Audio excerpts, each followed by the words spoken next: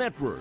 Buong katapatang naghahatid ng balitang maaasahan para sa inyong pambansang TV.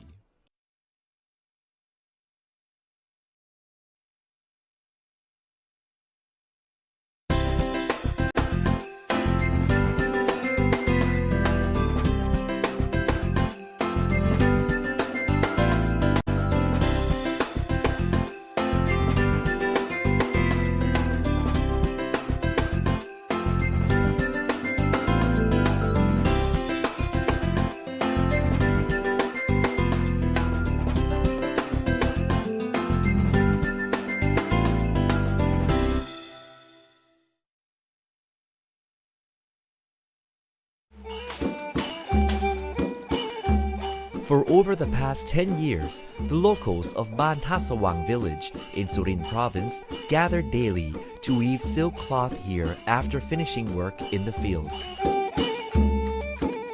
Jan Soma is a group that preserves and refreshes the art of weaving yok thong silk cloth that was used by royalty during ancient days. It is the art of applying Central Thailand's painting style on silk cloth by a traditional weaving technique that was lost throughout the ages. The production process is strictly based on the traditional method used in the lower region of northeastern Thailand for over 1,000 years.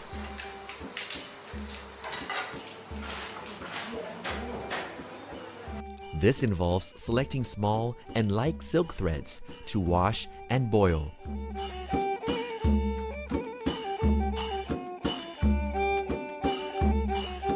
These colors stem from the traditional creativity of locals who selected natural ingredients to dye each thread of silk.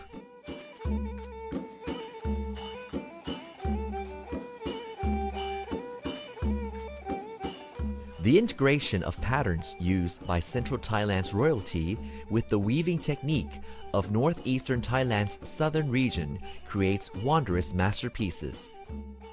ความแตกต่างค่ะก็คือจะอยู่ที่กระบวนลายนะคะซึ่งจะเป็นลายโบราณที่ใช้ในราชสำนักไทยนะคะแล้วก็รวมกับเทคนิคการทอซึ่งก็จะแตกต่างกันออกไปนะคะก็จะใช้คนทอเยอะกับปกติก็แต่ละกี่ก็ใช้คนทอ4 คน The complex patterns of each silk cloth requires roomhelds to successfully weave the elegant art. ลายของที่นี่จะทำอยู่ประมาณ3 เมตรซึ่งจะครบกระบวนลายก็จะต้องใช้ตัวตะกอลายอยู่ที่ประมาณ 1,416 ตะกอลายคือยังเยอะที่สุดค่ะ The high number of loom hills require a large weaving space. This explains why the weaving process consists of 2 layers.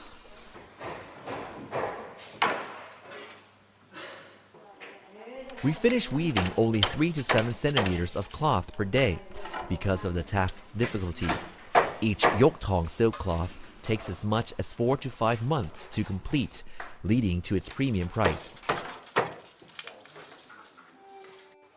This silk cloth, with a unique Thai decorative pattern resembling a closed lotus flower, is priced at 89,000 baht.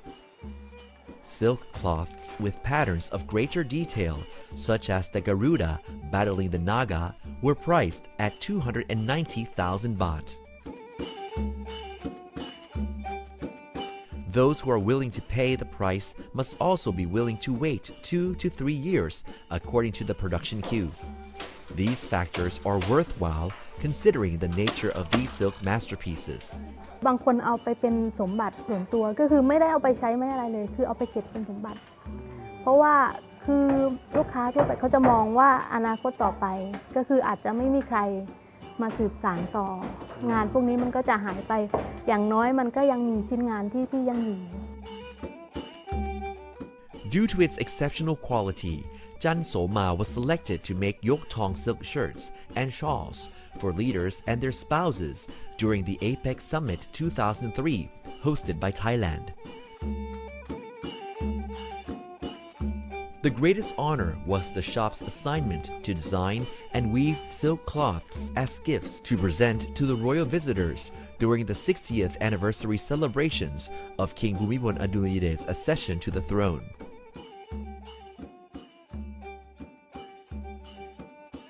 The Yoktong silk cloth of Jansoma is an example of integrating two cultures to create detailed, elegant, and sacred patterns that are impossible to mimic.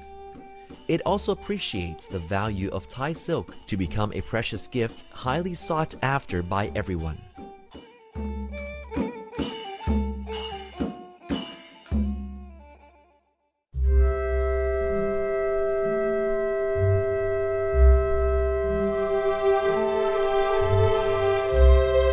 Many people are embarrassed of me for the fact that I was born and I brought up here and spending most of my life in this city. When it comes to the charm of Chiang Mai, I personally believe it comes from the rich cultural diversity that you can very experience the history of this city. Many majestic handicrafts originate here in Chiang Mai, but if you wonder what is, will definitely say Chiang Mai lacquerware. Northern Thai lacquerware is a type of handicraft in the form of utensils and containers widely used by the royalty and nobility and religious leaders of Chiang Mai for over 200 years. The handicraft is a vivid reflection of the Northern Thai culture. Situated in the heart of Chiang Mai, the community of Nantaram Temple is famous for crafting the finest lacquerware for the Chiang Mai royalty during ancient times. They developed themselves into the strong community that we see today. เมื่อสมัย10 กว่าปีที่ผ่านมาเนาะเป็นการตอนนั้นกำลังมีคำว่าสินค้าแบรนด์คำว่าโอท็อปทีนี้ถ้าบัตรรวมกลุ่มกันก็ตรงนี้ก็จะบัได้แล้วก็ช่างก็จะหมดไปก็โดยได้รับความอนุเคราะห์จากท่านเจ้าอาวาสกับประธานผู้นำในชุมชนมารวมกลุ่มกันเพื่อจะทำให้เกิดเป็นกลุ่มอาชีพของชุมชนนะเจ้าและโดยมีวิชัยกุลเครื่องเขินเป็นฝ่ายการตลาดให้กับชุมชนนะเจ้า Since the ancient times, lacquerware was made of wood. Locals wove bamboos and other types of wood into the containers they wished to create. The latex extracted from the sticky sap of the black varnished tree is repeatedly applied on the handicraft to enhance durability and create a shiny surface. The patterns were crafted by using an old-fashioned mixture of the mineral realgar and various liquids.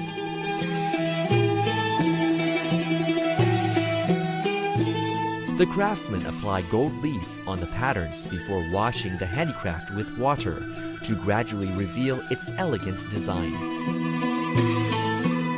Carving patterns is a technique that requires high expertise. One single mistake will jeopardize the entire handicraft. This unique style can only be found in Chiang Mai lacquerware.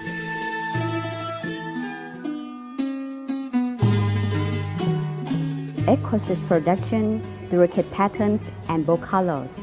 These charming characteristics inspired my passion for Chiang Mai lacquerware. The Nantaram Lacquerware Group never stops improving their handicrafts. They applied the highly flexible properties of polymers and titanium alloys to replace wood as the raw materials for creating lacquerware. This product development resolves potential problems of the fragility of wood, leading to new handicrafts that effectively meet the daily practical needs of consumers. These include: Yes, it's so exciting to see this new type of Chiang Mai lacquerware. Here we have smartphone and iPad cases. Cases for flash drive that are used with computers, and even necklaces and batteries that are charming accessory for ladies. This truly is an example of continuous product development.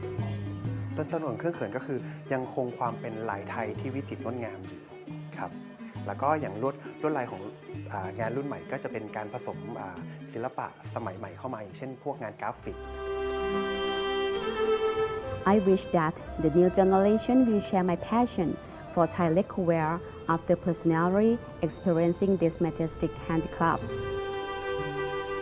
I strongly believe that everyone will contribute to preserving this ancient handicraft, which will continue to be the pride of Chiang Mai throughout the many years to come.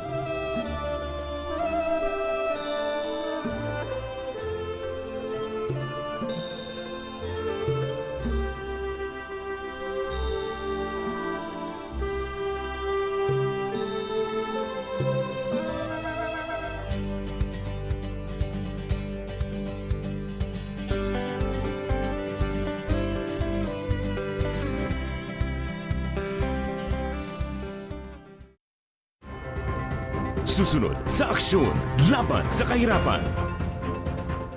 Ayon sa mga pag-aaral, ang dahilan ng patuloy na pagsiklab ng mga pag-atake at pagkakaroon ng mga militante o rebelding grupo sa bansa ay dahil sa hindi nasusolusyon ng problema sa kahirapan at ekonomiya. Tingnan mo kung paano mariresolve at kung paano kayong jointly ay mag-arrive sa isang konklusyon na magkasama kayo. We at the UPAPRO are ready to roll out a holistic transformation program for former rebels. Aksyon laban sa kahirapan. Sabado ng hapon, dito sa inyong People's Television.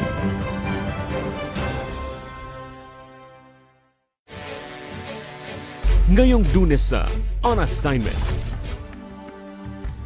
bisitahin natin ang PRP Sierra Madre ng Philippine Navy at ang kalagayan ng ating mga kasundaluhan sa West Philippine Sea, kasama si Bea Bernardo.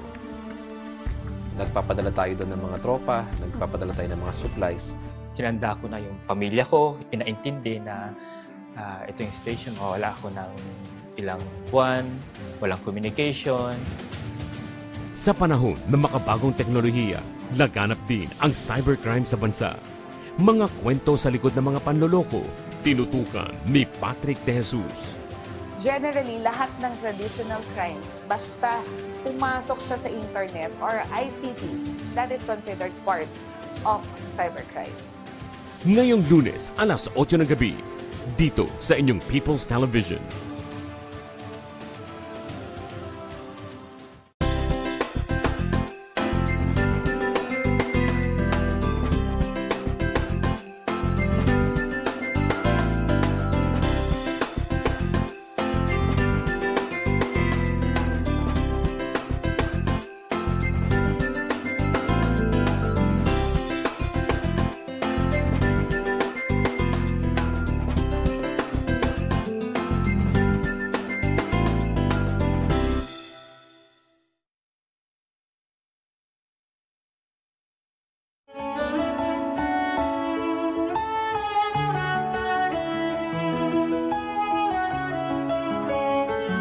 Established in 1959, Lam Yo Coffee Powder has been operating at number 328 Balestier Road for more than 50 years. A family-run business, the shop uses traditional methods of roasting coffee beans and is involved in the wholesale and supply of coffee beans and powder.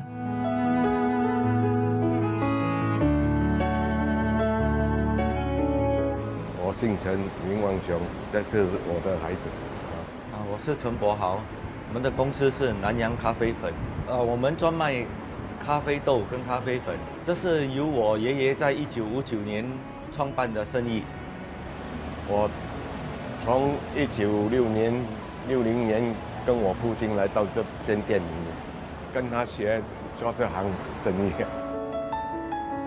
我以前常在学校假期的时候都会下来帮忙，当完兵之后，我父亲需要人家帮他，所以我就回来帮忙。直到现在已经是 it's more like a passion， 就这样一直做到现在。像我们这样的店，应该是没有几间。我们会去咖啡入口商那边选购咖啡豆，买了适合的咖啡豆之后，我们就会把它送去工厂烘焙，烘焙之后再回来加工磨成粉，批发出去。做这个有时要配料，还要搅拌，很多工，所以比较辛苦一点。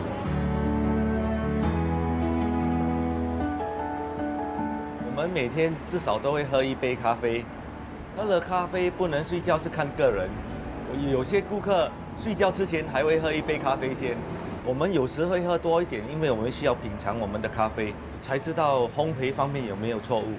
以前的生意和现在的生意相差很远，因为以前东西又便宜又好卖要求没有这样高，然后他们喝的咖啡要传统的，现在东西贵，变成利润少这样。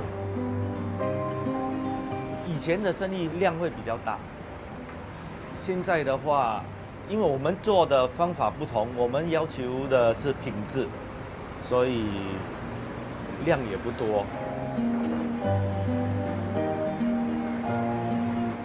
困难当然是有，新加坡的市场太小，竞争又大，因为咖啡豆的价钱时常都是上下，所以我们为了要降低成本，要在对的时候买进多一点咖啡豆。现在的顾客经常去旅行，所以他们所见识的咖啡比较多元化，所以我们需要不断的改进，这个挑战就在这边。我接手这个生意的时候，就开始引进这些gourmet coffee， 比如像非洲国家的咖啡啊，南美洲啊，这些都是来自不同国家的咖啡豆。这个是其中一种苏门答腊的生豆。我也把我们的公司放在 Facebook 上面，我父亲也不反对。我传给他，他做的不错啦，刚刚不错。没有想过我的孩子会不会接手我的生意，因为他们只是 secretary 而已，所以这个工作也是蛮辛苦的。我就是希望就是再接下去，再下去这样咯，希望是这样的，因为这个是传统的。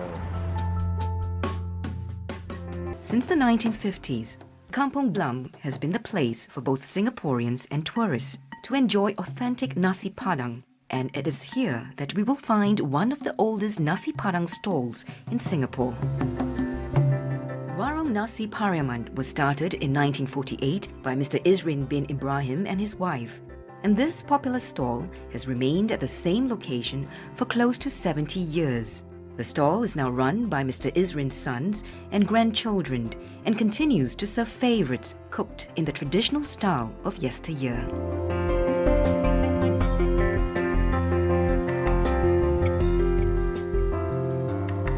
Ms. Martina, one of the founder's granddaughters, is committed to carrying on the business as she feels that it is an important legacy that her late grandparents have handed down to them. Hi, I'm Tina from Warung Nasi Pariaman. I'm the third generation from this family business. It has been running for almost 60 years. This business has been started by my grandparents, Izrin bin Ibrahim and my grandmother Rosna. When they come here, they just rent a small portion of this shop because I think they find the location is good here. It's near to the mosque. There's like one kampong, Busro Street, and Busro Street is all Malays, you know, so I think he make a right choice. My grandfather is the one who cook, and my grandmother will help him out. Then over the years, my grandmother took over him and passed down to my uncles and my mother. I think early 1990s, my grandparents decided that we're doing quite well, so they decided to take the whole coffee shop. So that's when we started our business. We start our logo, our plastic bag, and we have our own shop by ourselves lah. But it's good lah because everybody in the families contribute their, their hard work. And this is my sister Yanti and my uncle Munaf. Hello, And this is my mother, Kaai. People will call her Kaai. And this is my uncle, Man. This is our Rini, has been working with us for more than 10 years. Most of the dishes such as rendang and the ayam bakar and the ikan bakar, we still use charcoal to cook.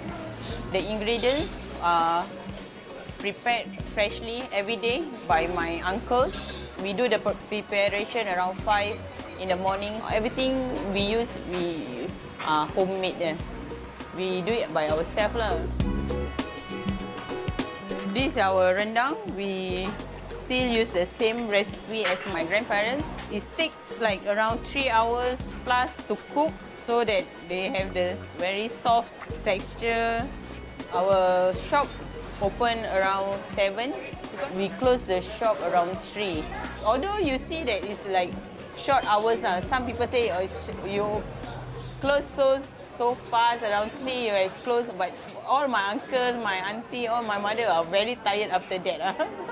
I think they need time to rest and start another day for tomorrow. People come here for our food. Almost every day we have our own crowds. Like some of our customers first come with their grandparents, then after that now they bring their children also. Over the years, that those customers who come here frequently, they treat us like family, friends. With a new generation taking over the business, Warung Nasi Pariaman will continue to serve authentic nasi padang using the family's traditional recipes for many years to come.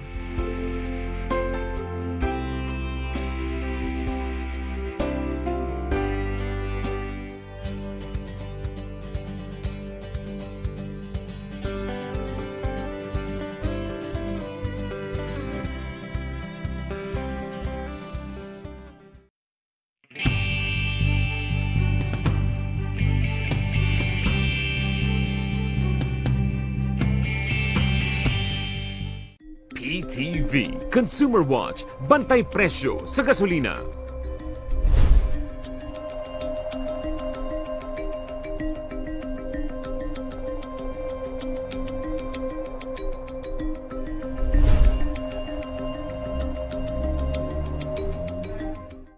At your service, Pilipinas, Asekueng Hidalgo po ng Presidential Communications Office. Samahan niyo kami tuwing alas 12 ng tanghali, Lunes hanggang Biyernes, para sa isang bagong Pilipinas ngayon dito lang sa PTV.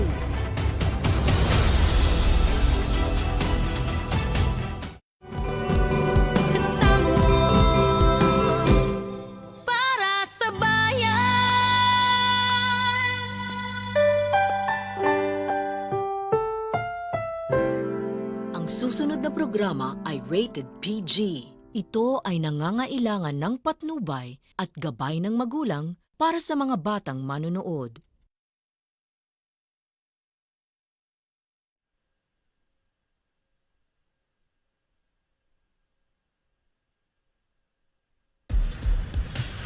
Walang makapagsasabi kung ano ang mga numerong mananalo sa lahat ng PCSO games. Huwag maniwala sa mga text messages, liham o tawag sa telepono na nagsasabing magbibigay daw sila ng tip kapalit ng pera o cellphone load. Bumili ng ticket sa mga PCSO authorized outlets at PCSO branches bago ang actual draw.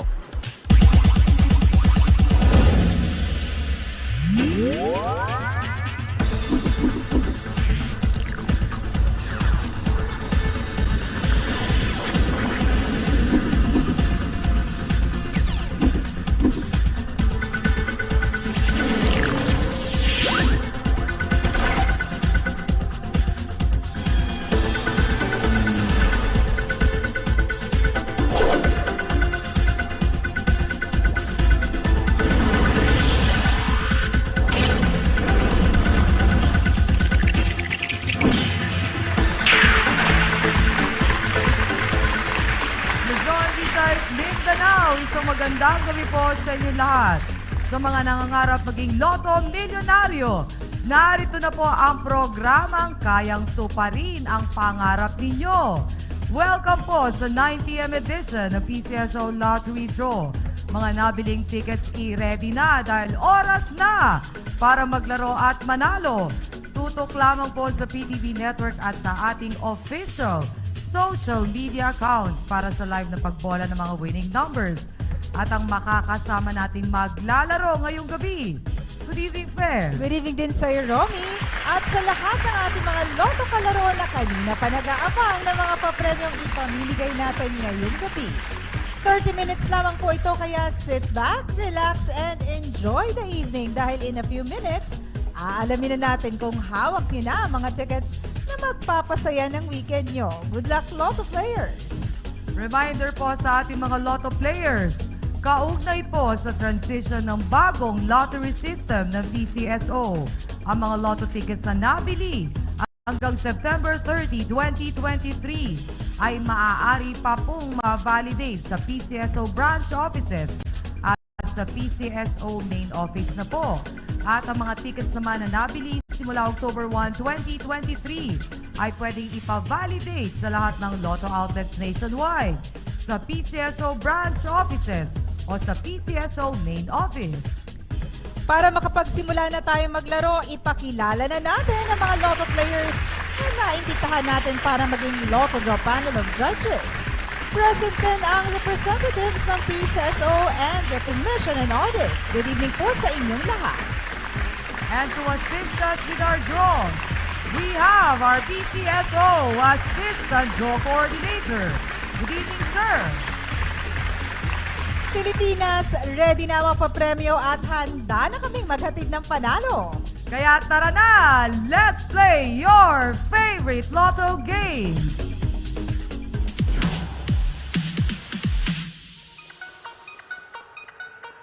Sa isinagawang pre-draw procedures, natunghayan ng Lotto Draw Panel of Judges and draw representatives from the PCSO and the Commission on Audit ang mga paghahanda bago ang live Lotto draws.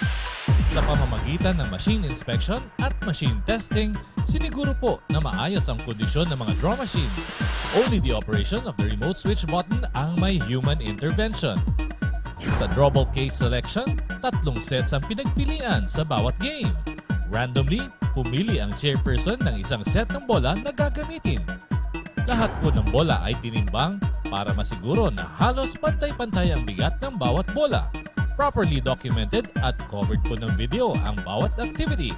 Matapos masiguro na ito'y kumpleto, ang draw team member ang maglo-load ng draw balls na gagamitin sa mga draws.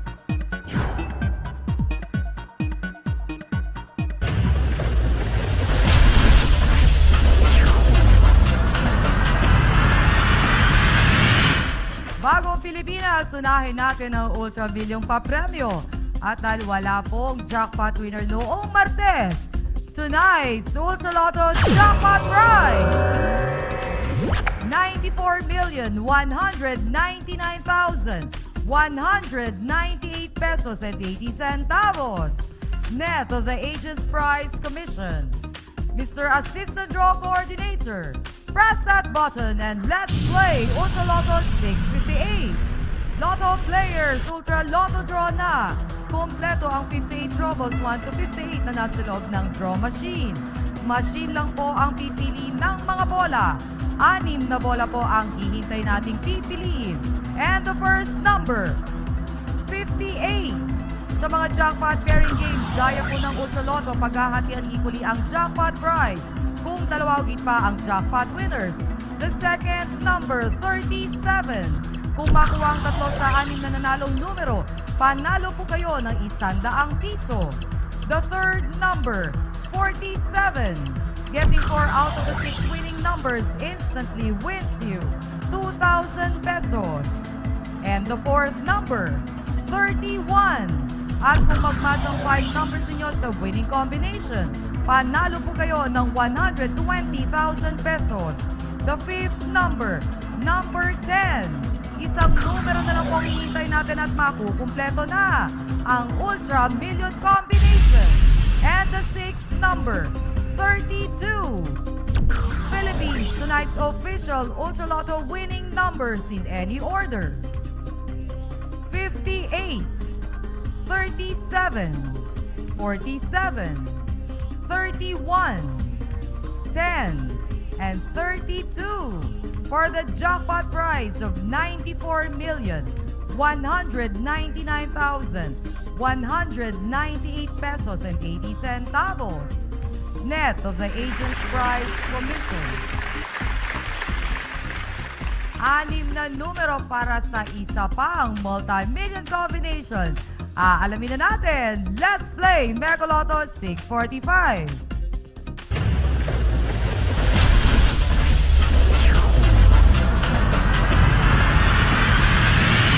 Mega Philippines, wala rin pong nakapag-uwi ng jackpot noong Miyerkules. So tonight's jackpot prize, 99,729,945 pesos and 40 centavos, net of the agent's prize commission. Once again, Mr. Assistant Draw Coordinator, press that button and let's play Mega Lotto 645. Maraming salamat po sa ating Assistant Draw Coordinator. If you're just joining us tonight, good evening po sa inyo.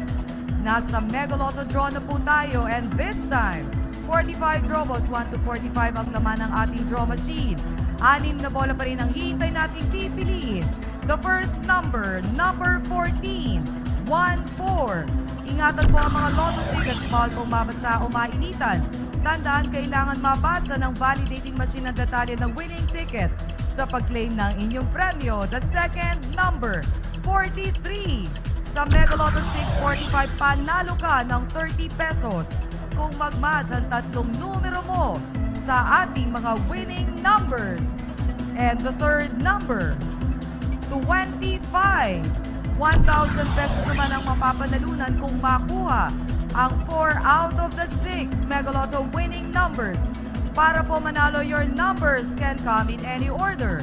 The fourth number, 32. At kung 5 winning numbers po ang nasa ticket ninyo, 32,000 pesos po kaagad ang inyong panalo. Monday, Wednesday, and Friday ang Mega Lotto 645. The fifth number, number 1. Sa lahat po ng may tickets for tonight's Mega Lotto 645, you're all playing for the jackpot prize of over 99 million pesos. And the sixth number, number 38. Muli po ang ating Mega Lotto winning numbers in any order. 14, 43, 25, 32, 1, and 38 for the jackpot prize of 99,729,945 pesos and 40 centavos, net of the agent's prize commission. Video game players, kayo naman ang susunod na hahakot ng papremyo sa aming pagbabalik. Maraming nagtatanong tungkol sa loto. Maliban sa 20 pesos, swerte ang puhunan para maging instant milyonaryo. Oportunidad at pagkakataon ay di mabilang para makamit ang swerte. Tunay na pinagkakatiwalaan sa anumang sulok ng mundo. Ano pang hinihintay ninyo? Sugod na sa mga Lotto outlets at bumili ng mga tickets ninyo. Para sa bayan, PCSO laging nandyan. Araw-araw, let's play Lotto!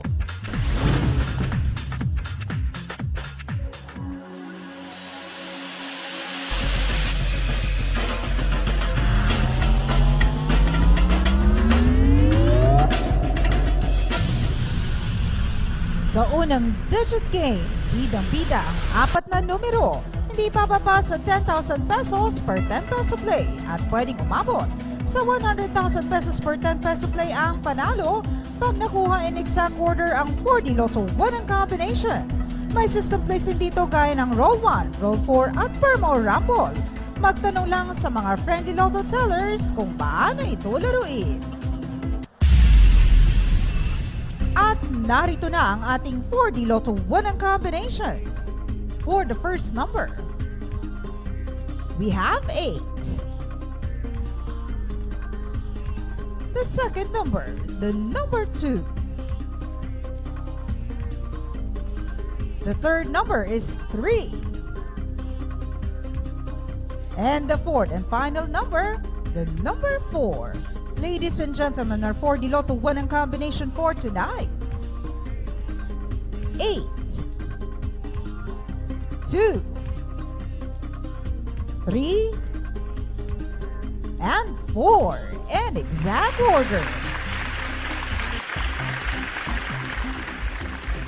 Exciting prizes pa rin ang dala ng lucky 3 numbers ng 3D Lotto game.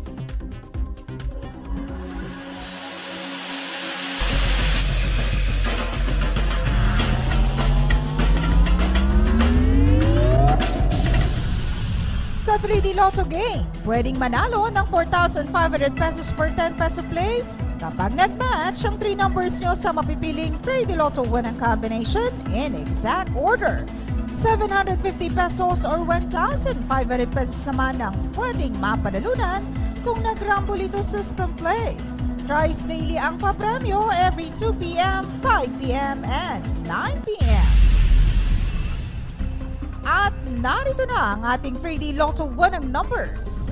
For the first number, we have 0. For the second number, the number 4.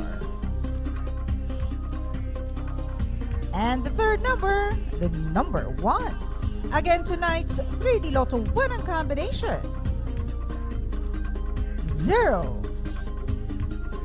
4, and 1 in exact order.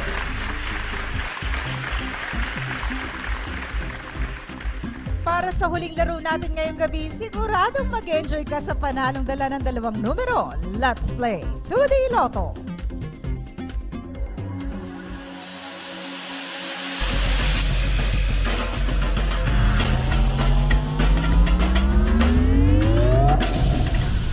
Two Lotto players, 4,000 pesos per 10 peso play ang panalo kapag nag-match ang 2 numbers nyo sa ating panang combination in exact order.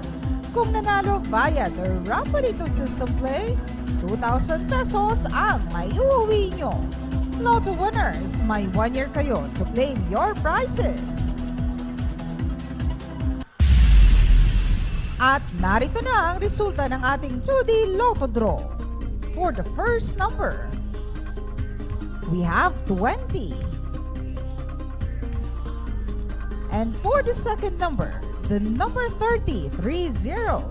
Recapping the 2D Lotto 1 ang numbers for our 9 p.m. draw, we have 20 and 30 in exact order. Congratulations, Lotto winners! SEO players, stay tuned lamang po dahil para sa inyo naman ang next segment natin sa aming pagbabalik. Hi guys! Sa mga first-time players at aspiring Lotto millionaires, para sa inyo ang infomercial na ito. Araw-araw ang tsansang manalo dahil araw-araw din ang swerteng hatid ng mga games ng PCSO. From Monday to Sunday, 2D Lotto at 3D Lotto 3 times a day nakakasalo. That's every 2 p.m., 5 p.m., and 9 p.m. draws. Tuwing alas 9 ng gabi, back-to-back ang mga pampagood vibes na dala ng samot-saring digit at jackpot-bearing games. Every Mondays and Wednesdays, mega saya ang dala ng 2D Lotto, 3D Lotto, 4D Lotto, Mega Lotto 645, and the Grand Lotto 655. Nag-uumapaw ang multi-million excitement every Tuesday. Hatid ng 2D Lotto, 3D Lotto, 6D Lotto, Lotto 642, Super Lotto 649, at Ultra Lotto 658. Ready ang Super Jackpot every Thursday. Hatid ng 2D Lotto, 3D Lotto, 6D Lotto, Lotto 642, and Super Lotto 649. Sigurado mag-enjoy kayo every Friday sa weekend treat ng 2D Lotto, 3D Lotto, 4D Lotto, Mega Lotto 645, and Ultra Lotto 658. Talbog ang Sabado Night Gimmick dahil big time ang panalong dala ng 2D Lotto, 3D Lotto, 6D Lotto, Lotto 642, and the Grand Lotto 655. At pagdating ng Sunday, game na game pa rin ang Lotto Barkada sa papremyong hatid ng 2D Lotto, 3D Lotto, Super Lotto 649, at Ultra Lotto 658. Huwag palampasin ang pagkakataong maging Lotto Milyonaryo. Laging siguraduhin may Lotto ticket kayo at araw-araw, let's play Lotto!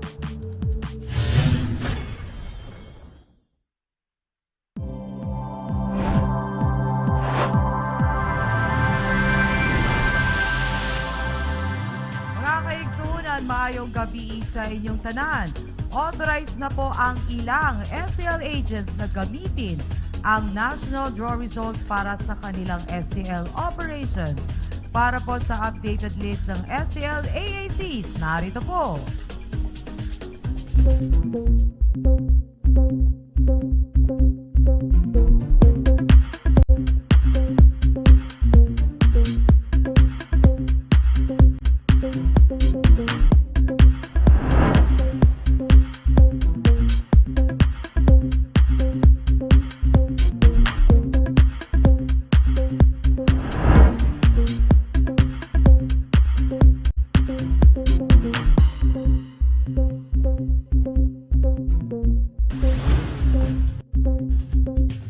Good news naman po sa mga kababayan natin na nais maging ka-partner ang PCSO sa pagpapalaro ng STL. Maaari na po kayong mag-submit ng inyong application. Para sa detalye, panoorin po natin.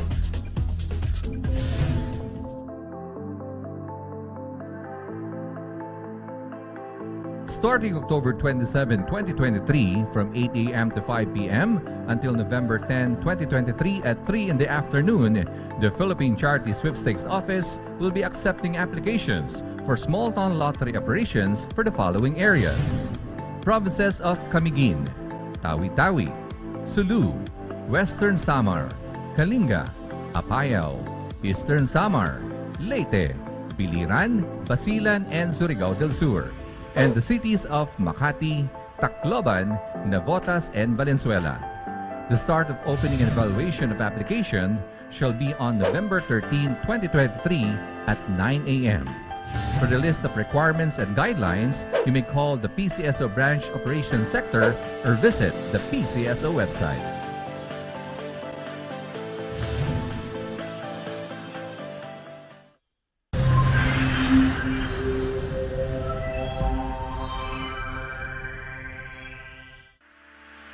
Disaster Watch. Alamin ang Modified Tropical Cyclone Wind Signal System para sa mga paparating na bagyo. Signal number 1. Isa itong tropical depression na nagtataglay ng bahagyang lakas ng hangin at tatama sa loob ng 1.5 araw. Posible itong makadulot ng pinsala. Walang pasok ang mga bata sa preschool. Signal number 2. Ito ay tinatawag na tropical storm na may dalang katamtamang lakas ng hangin at posibleng tumama sa loob ng 24 oras. Pinapayuhan ng gamitan at wag na munang maglakbay. Wala ring pasok ang mga mag-aaral mula sa preschool hanggang high school.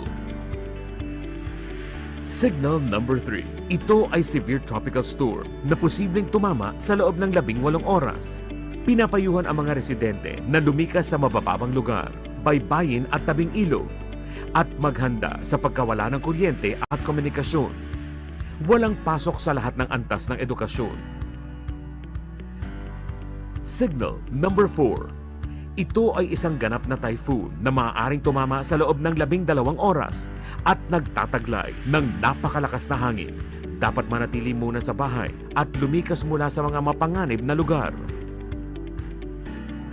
Signal number 5. Ito ay isang super typhoon na nagtataglay ng napakalakas na hangin at posibleng magdulot ng malawakang pinsala. Manatili sa loob ng matibay na gusali at mag-monitor sa mga weather update para sa inyong kaligtasan. Sa panahon ng bagyo, dapat laging listo. Lotto players, huwag pong basta-basta naniniwala sa mga nakikita online. Gaya na lamang ng Lucky Pick 3 at Sweater Siring Facebook page. Hindi po konektado ang mga yan sa PCSO. Pati na rin po ang Pakiloto at Sure Lotto ay hindi rin po mga produkto ng aming tanggapan. Para makasigurong legit ang games na sinasalihan, bumili lamang ng mga tickets sa mga authorized Lotto outlets at authorized STL representatives. At para manatiling updated sa PCSO, i-like and follow na ang bagong Facebook page ng PCSO, ang PCSO Games Online Hub.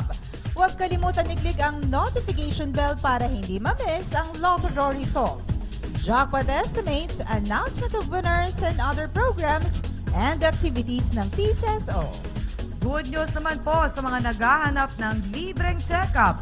Meron po tayo niyan sa PCSO.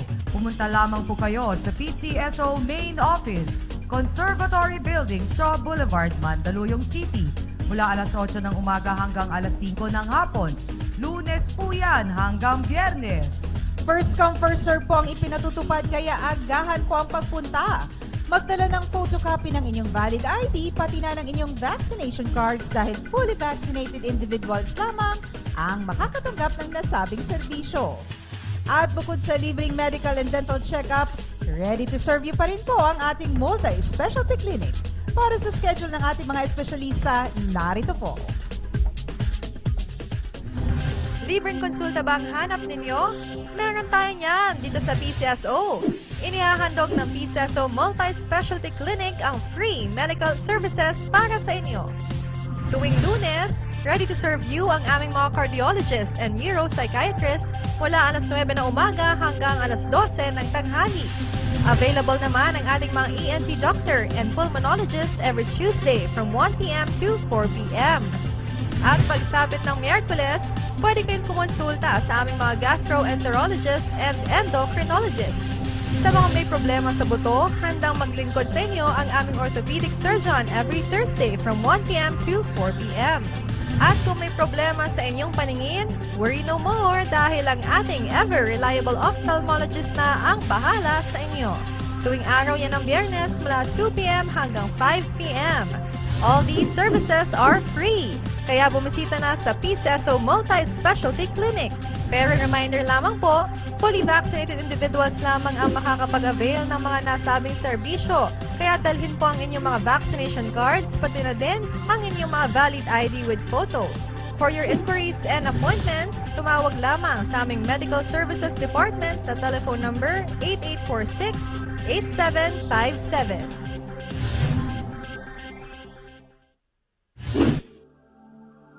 Para po sa kaalaman ng lahat, sa ilalim ng PCSO Medical Access Program, lahat ng kahilingan para sa mga gamot na pang-chemotherapy, post-kidney or liver transplantation, hemophilia, at ipuwitin injection ay kailangan ng kalakip na official quotation galing sa retailers, drugstores, pharmacies, ospital o dialysis centers. Para sa kumpletong listahan, bisitahin ang PCSO website. I-click ang e-services tab at i-click ang list of medicine providers accepting PCSO guarantee letter nationwide. Para sa karagdagang kaalaman, magpadala ng mensahe sa email address na pcsomain.charity@pcso.gov.ph para sa NCR. Maaari ring makipag-ugnayan sa Charity Assistance Department sa telepono bilang 8366-3329 o kaya sa pinakamalapit na PCSO branch na matatagpuan sa directory ng PCSO website.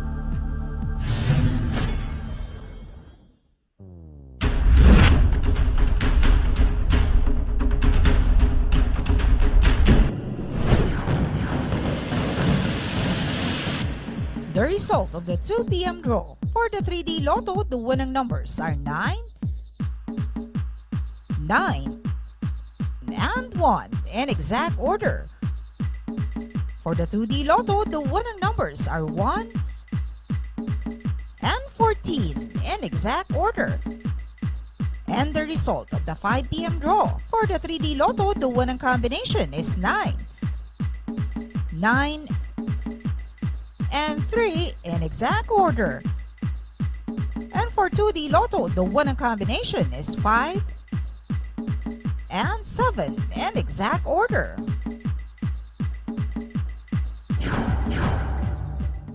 It's recap time for the 9 p.m. draw results. Umpisahan po natin sa 2D Lotto winning numbers. We have 20 and 30 in exact order.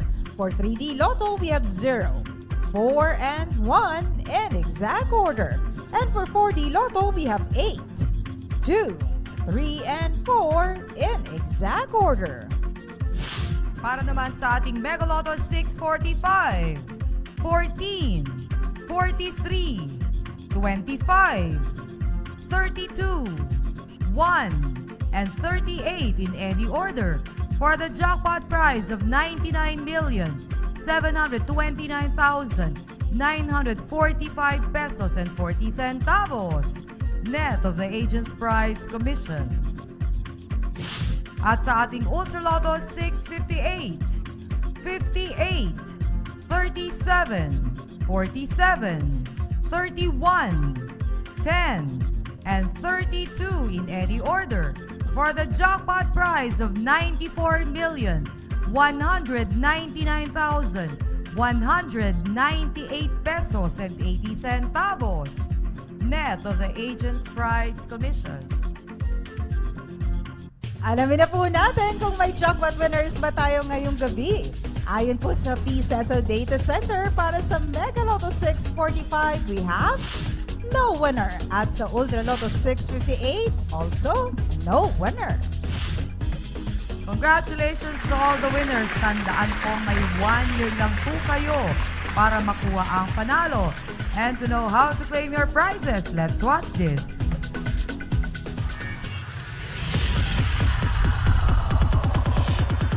Napakasaya ng manalo, napakadali pang mag-claim ng premyo sa mga Lotto games ng PCSO. Kung isa ka sa pinalad na maging Lotto winner, isulat ang iyong pangalan at pirmahan ang likod ng inyong winning ticket. Kung 20 pesos hanggang 10,000 pesos ang napanalunan, maaaring i-claim ang inyong premyo sa kahit saang authorized Lotto outlet near you. And for winners of more than 10,000 pesos up to 300,000 pesos, you can claim your prizes at the nearest PCSO branch in your area and present 2 valid IDs. Kung ikaw naman ang super swerteng jackpot winner, dalhin lamang ang inyong winning ticket at 2 valid IDs sa PCSO Main Office, Shaw Boulevard, Mandaluyong City. Tandaan lamang, may 1 taon kayo mula sa petsa ng inyong pagkapanalo para makapag-claim ng inyong premyo. To all the winners, congratulations po!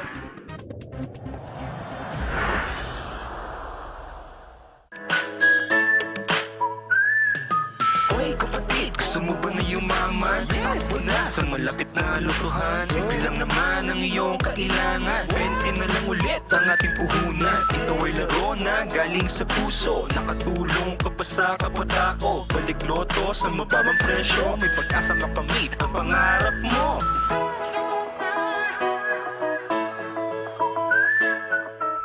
Lotto players, lagi pong tatandaan 3 times daily magpapremyo ang PCSO Lottery Draw. Kaya bukas, maaga palang bili na po ng inyong mga tickets. Ang mga games po natin, we have the 2D Lotto, 3D Lotto, 6D Lotto, the Lotto 642 with an estimated jackpot prize of 100 million pesos. At sa ating Grand Lotto 655, 98 million pesos. At sa linggo sa ating Super Lotto 649, 98 million pesos. Kaya mga tickets po, wag na wag kakalimutan para sa tsansang maging susunod na Lotto Milyonaryo.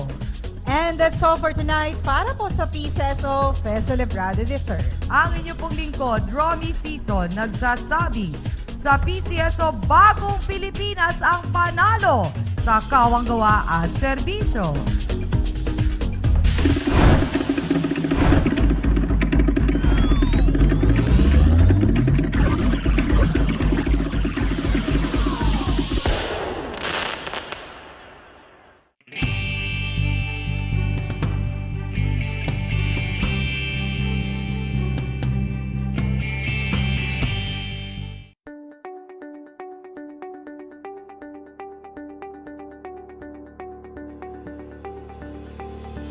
Limampung taon ng tapat na pagsiservisyo. Kailanman, kahit saan, para sa bayan. Reaching the Filipino from every corner of the country via terrestrial TV.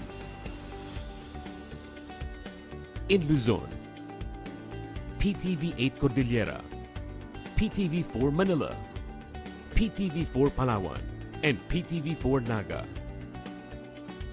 In the Visayas, PTV 11 Cebu, PTV 2 Guimaras, PTV 10 Dumaguete, PTV 12 Calbayog, and PTV 8 Tacloban. And in Mindanao, PTV 11 Pagadian, PTV 11 Sibugay, PTV 11 Davao, PTV 8 Agusan del Sur, PTV 8 Cotabato, PTV 7 Zamboanga, and PTV 48 Davao. And through the power of 6 digital transmitting stations, PTV 14 Manila, PTV 42 Cordillera, PTV 46 Naga, PTV 42 Cebu, PTV 23 Guimaras, and PTV 45 Davao. Connecting with the rest of the world in the era of digital technology. Through the power of television and our extensive online network, we continue crossing borders to serve the timeless news and information, bridging public service through innovative programs, fostering pride in the Filipino, and inspiring the people to be active partners in nation building. Noon hanggang ngayon, kasama mong naglilingkod. PTV.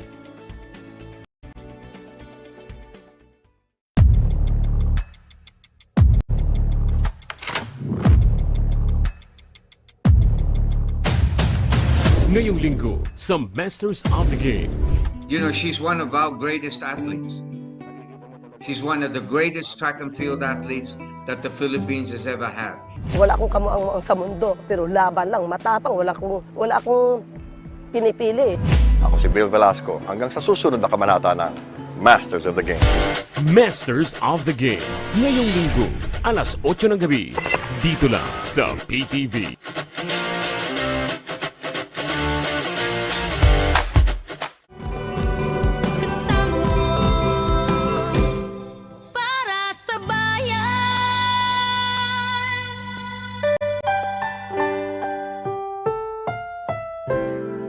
Susunod na programa ay rated PG. Ito ay nangangailangan ng patnubay at gabay ng magulang para sa mga batang manonood.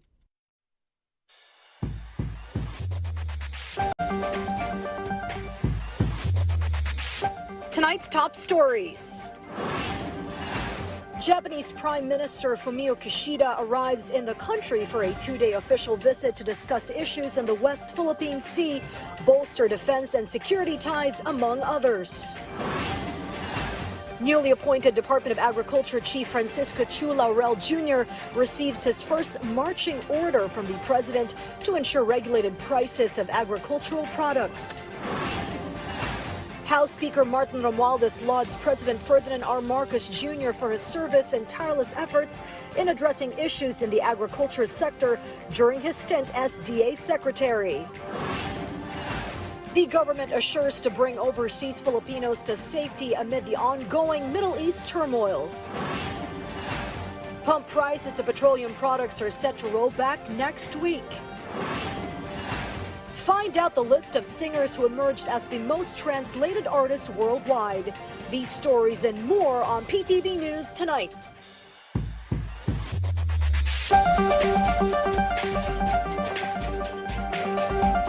Good evening. Welcome to PTV News Tonight.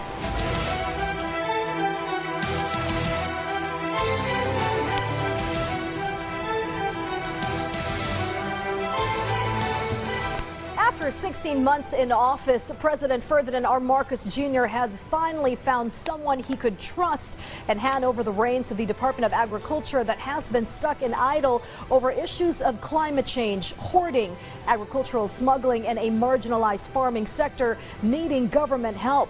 Still, his choice has sat well with legislators from both houses of Congress, as we hear more from our Kenneth Paciente. Businessman Francisco Chu Laurel took his oath of office today as the new Agriculture Secretary. According to the President, it is time to appoint a leader for the Department of Agriculture who will regularly manage the agency. He has confidence that Laurel will handle the position well, especially considering his knowledge in the field of agriculture. The reason for the timing is that now we are confident Secretary Kiko and I are confident that we have a fair understanding, a good understanding of what it is that needs to be done. What are the problems? Before Laurel, President Marcos Jr. himself served as concurrent Agriculture Secretary. He believes that agriculture sector has serious issues that only the President could address. I suppose moral suasion of a president was necessary for us to be able to figure out, and it really was. Agriculture is a much more complicated thing than most people understand.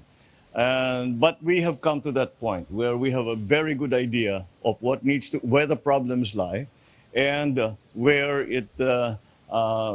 we need to do to solve those problems. But now that the responsibility has been passed on to the new official, Laurel assured to continue what the President started and promised to do his job well. According to Laurel, he will strive to maintain abundant harvests, promote the modernization of the agriculture sector, and ensure the welfare of farmers. Malapit sa puso ko ang mga kapatid nating magsasaka at mangingisda. Dahil personal kong natunghayan ang mga hirap at pangarap nila. Asahan po ninyong laging bukas ang aking tanggapan para sa inyong lahat. The Secretary is also ready to listen to the concerns of farmers and request support to implement plans aimed at improving the agriculture sector in the country. The President also instructed the new Secretary to address the high prices of agricultural products. Trying grain control of the prices of all the agricultural commodities that are going up. At tinatamaan tayo ng, yun na pag-usapan ko, climate change. Alam nyo na lahat yung swine flu, alam nyo na lahat yung avian flu na tumatama sa atin. Kaya yan, ang una natin in the immediate term, hindi lang short term, kundi in the immediate term, kailangan natin makakontrol at tignan kung paano natin gagawin. At the same time, kasabay nito is the longer term, yung production at saka cost of production, mechanization, lahat ng mga bagay na yan. House Speaker Martin Romualdez asserts that Laurel can utilize his extensive experience and knowledge from the private sector in leading the Department of Agriculture. For House Majority Leader Manix Dalipe, it is really important to have fundamental knowledge about the agriculture sector, so the House is more than ready to collaborate with Laurel. As for Agri-Party List Representative Wilbert Lee, the direction that President Marcos started in the DA is promising, and he hopes it will continue smoothly under Secretary Laurel. Senate President Pig Zubiri is pleased the DA now has a secretary who will focus on it without distractions. It's also time to allow corporations to invest in the sector, especially in mechanization and scaling up, which the Secretary has experience in, according to Senator Win Gatchalian. Senator Coco Pimentel says that Laurel's success as a businessman in the fishing sector underscores his knowledge of agricultural issues. Senator Pose encourages the chief to take the President's warning about smugglers, hoarders, and price fixers seriously. Escudero also praises the President for choosing Laurel as Secretary, highlighting his seriousness and hard work. Laurel graduated from the University of Santo Tomas with a degree in computer science. Kenneth Pasyente for The Nation. Several organizations are elated that the President appointed Francisco Turo Laurel Jr. as Secretary of the Department of Agriculture. Among these groups are the Tugon Kabuhayan and the Bureau of Fisheries and Aquatic Resources. Attorney Asis Perez of Tugon Kabuhayan says they have a long hope for a leader who is good and an actual expert in finding a solution to problems in production. Harvest very well, and he understands of course yung tinatawag nating marketing, yung kasi yung mahalagang elements for a secretary to have the knowledge that he should have para ma-manage niya yung napaka-importante. House Speaker Martin Romualdez lauded outgoing Department of Agriculture Chief and President Ferdinand R. Marcos Jr. The Speaker says the Chief Executive deserved praise for his exemplary work as the DA's head at the beginning and up until recently of the Marcos administration. Romualdez added the President's efforts laid a solid foundation to help the DA address the most pressing issues and achieve goals to uplift the lives of farmers and fisherfolk. And it's good news for motorists. Price rollbacks is expected for all petroleum products next week. Based on oil industry sources, gasoline prices may drop 40 to 60 centavos per liter, diesel costs down by 1 peso to 1 peso and 30 centavos, while kerosene prices may be slashed by 80 to 1 peso and 5 centavos. According to the Department of Energy Oil Industry Management Bureau, the rollback is due to the contained situation of the Israel-Hamas war, additional crude production outputs from OPEC and U.S., and the slowing fuel demand growth due to weakening global growth. The first ever international conference on green oil led by the Industrial Technology Development Institute of the Department of Science and Technology in cooperation with Shandong Academy of Agricultural Sciences was held today.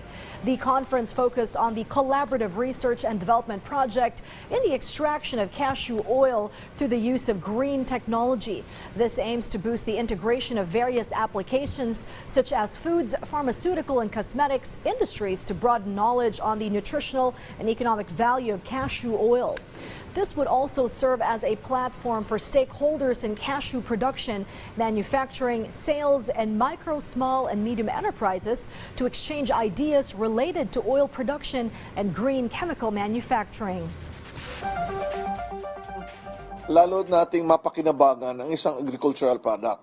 Kung titingnan natin yung value chain ng ating mga agricultural commodity production, may magtatanim, may magpo-process at may magtitinda. Kadalasan, ang madalas kumita dyan, syempre, yung magtitinda. Pero yung mga farmers natin, yun yung pinakakonti ang kita. Kaya minsan, imbes na magtanim, hindi na lang. So siguro, dapat nating ma-appreciate na yung produksyon ng agricultural product tulad ng kasoy ay napaka-importante. The president of the Philippine Amalgamated Supermarkets Association projects a decline in October's inflation rate. Association President Stephen Kua said cost of goods regularly sold in supermarkets were stable last month, with prices of select items also seen to drop. He also agreed with the Bangko Sentral ng Pilipinas' 5.1 to 5.9% inflation forecast for October. Consulting company Kantar reported Filipinos are expected to spend more on food and beverages during the holiday season. Costs of consumer goods such as spreads, canned fruits, liquor, noodles, and pasta sauces are seen to significantly increase like last year. The company also noticed a 6% hike on spending for dairy products to include all-purpose cream and condensed milk. The World Bank has restructured and extended a loan that the Philippine government availed of to fund its COVID-19 emergency response project.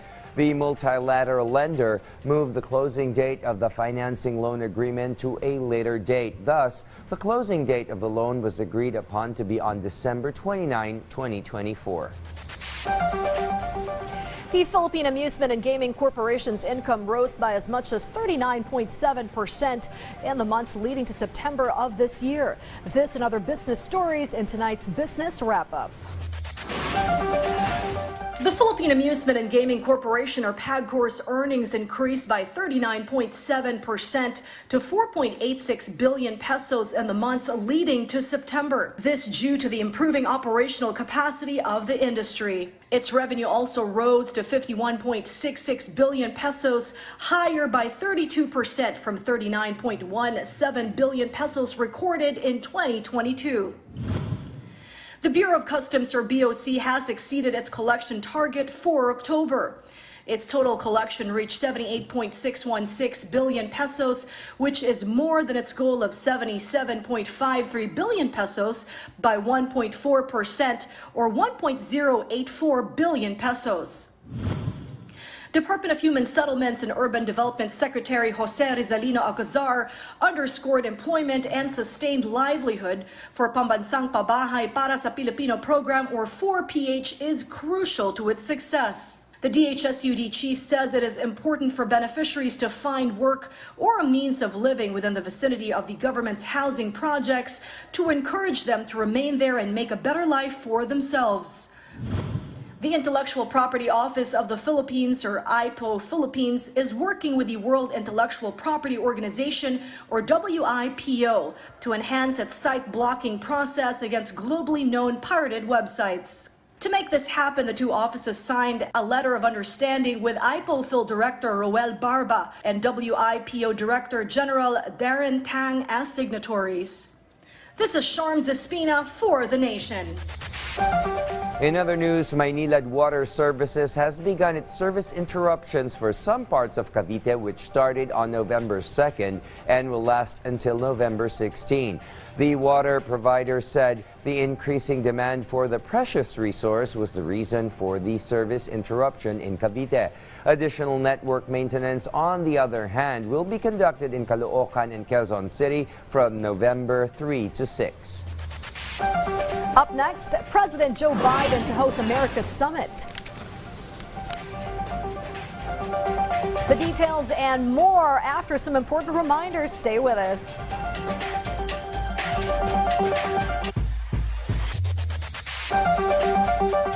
Saan mapapanood ang PTV? Sa bawat sulok ng Pilipinas, reaching millions of Filipinos across the country through the power of terrestrial TV. Abot na abot namin ang mga Pilipino para sa tapat na balita at impormasyon. Dito'y Cordillera, kan intero ang Luzon.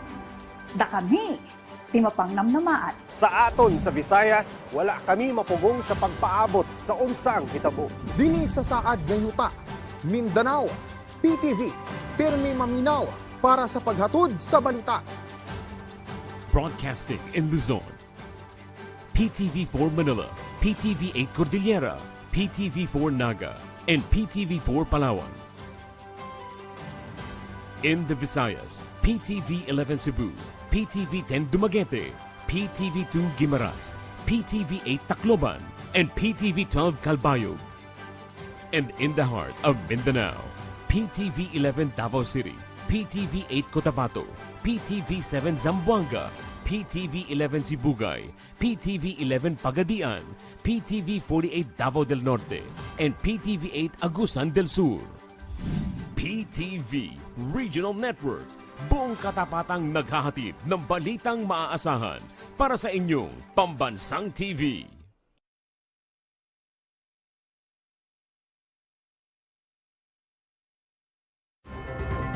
Susunod sa aksyon, laban sa kahirapan.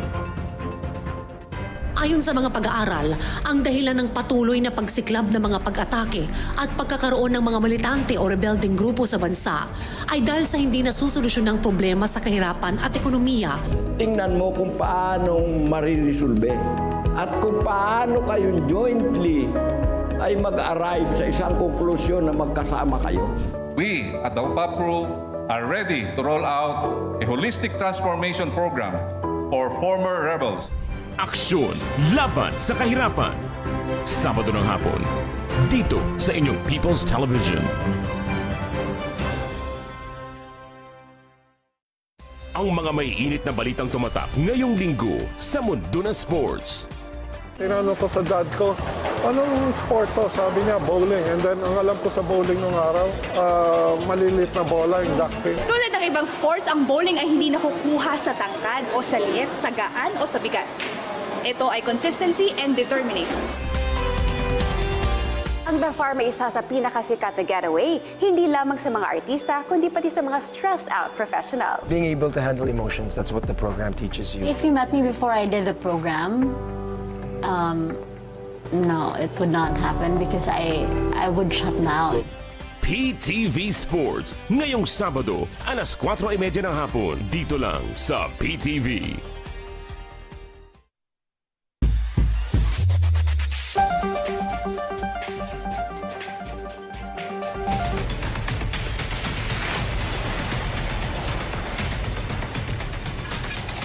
The safety and well-being of all Filipinos is tops among the president's personal concerns. And clearly, the prolonged delay in the release of foreign nationals seeking out of no man's land Gaza has worn the president's patience thin. Earlier today, he got reassurance from the DFA and Jewish envoy of the impending release of the scores of migrant Filipino workers by this weekend. Our Kenneth Paciente gets us up to speed on the issue. Amid the ongoing turmoil between Israel and Hamas, President Ferdinand R. Marcos Jr. assured the government is focused on our fellow countrymen caught and trapped in the conflict in Gaza. In fact, our country's representative has spoken with the Israeli government for their safe evacuation. However, I've asked the Secretary Ricky Manalo to make the ambassador Ilan Flus, and of course he has been able to get in touch with the foreign minister of Israel, and our ambassador Juni Lailo was able to see the president yesterday, the president of Israel yesterday. So may pangako sila sa atin na maipapalabas na ang mga Pinoy, mga Pilipino, maipapalabas na by today or tomorrow. That is what they promised us, Saturday daw at the latest. Foreign Affairs Secretary Enrique Manalo has written to his counterparts in Israel and Egypt to issue the necessary permits for safe crossing at the Rafah border for Filipinos in Gaza. There are 115 Filipinos in Gaza who wish to return to the Philippines. Israel provides the names of those allowed to pass the border to the Egyptian government. The president explained the process takes time for some Filipinos who've married Palestinians. We have no control over this. It is between the Israelis and the Palestinians. There is also a complication because some of the Filipino nationals, mga babae na may napangasawa na ng Palestinian, hindi pinapalabas yung Palestinian. So many of them are undecided kung gusto nilang umalis o hindi. Dahil siyempre ayaw naman nilang iwanan ang asawa nila, ayaw nilang iwanan yung kanilang anak. The chief executive has also ensured that buses are ready in Cairo for the Filipinos to use once they get across the Rafah boarding crossing. The DFA assured the government has a program to assist our fellow countrymen evacuated from Gaza when they return to the country. Well, we're in touch with the Office of the President about that, so they have to may utos siya about it to the other agencies, including, although they're not OFWs, no? May utos with the DMW and OWA, no? Usually reintegration is done through the DILG, through the local government. The DFA previously reported that 2 Filipinos have safely reached Egypt. Both are members of Doctors Without Borders. Kenneth Paciente for The Nation. Israeli President Isaac Herzog, Philippine Ambassador Israel Juni Lailo, and other foreign diplomats held a meeting to discuss the Middle East conflict that has already claimed thousands of lives. Herzog, in a post on X, revealed he met with Ambassador Lailo and envoys from Thailand, Tanzania, and Nepal, who are presenting countries that had fatalities when the conflict between Hamas and Israel began on October 7. The Israeli president conveyed he is deeply saddened by the events and said that his people are in pain and worried about the hostages that the militant group reportedly abducted. Only the good die young, and Angeline Aguirre made the supreme sacrifice of laying down her life for her Jewish patient, refusing to leave her for safety, and then paid the ultimate price for doing so at the hands of the savage Hamas group. The last from Pampanga wanted to come home this December to hopefully start a family, but wound up making the trip back home early and inside a box as the country hails her for her heroic and Christian deeds. Our Noel Talakay has more. At 2:57 this afternoon, Etihad Airways with flight number EY424 landed at the Ninoy Aquino International Airport carrying the remains of Angeline Peralta Aguirre. At 4:54 p.m., she was transferred to NAIA Pair-Pag Center in Parañaque City. 5:04 p.m., the van left from Pair-Pag Center to bring her body to Binmali, Pangasinan. Arnold Ignacio, Administrator of Overseas Workers Welfare Administration or OWA, said he had instructed his personnel to help the family of Angeline prepare her resting place in her hometown. Gawing komportable para doon sa mga pupunta, no? pina-aircon natin, at kung kulang sa kuryente, lagyan natin ng generator, ng urinals, and then yung mga hindi natapos dun sa bahay nila na dahil nga kay Angeline pumanaw, pina-check ko na kung paano tatapusin. Aside from the bereavement assistance worth of 220,000 pesos from OWA for Angeline's family, the Israeli government will also give funeral and lifetime financial assistance amounting to more than 90 to 130,000 pesos to the bereaved family. A hero's welcome will also be given to Angeline, to spearhead by the local government. Basta it will not be an ordinary welcome for Angeline. Dahil alam niyo naman yung kwento nito, pwede naman siyang umalis na, pero pinili niya na samahan yung kanyang employer, kaya ayan ang nangyari. The Office of the Department of Migrant Workers, or DMW, also assisted the transfer of the said Filipino nurse's remains to her province. Pagdasal natin ang kanyang kaluluwa at ang kapakanan ng kanyang pamilyang naiwan. Dinirect sa amin ng ating mahal na Pangulo para gawin ng lahat ng aming makakaya para tulungan ang pamilya ni Angeline.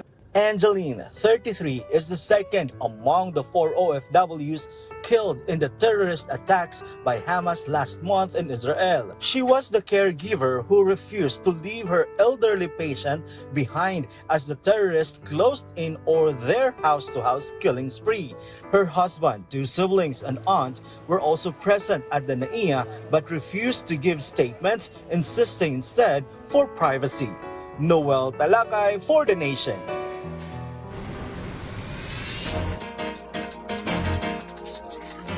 The euro and the British pound are set to get weekly gains against the greenback, which led the rally in global bonds and even helped bring some relief to the yen.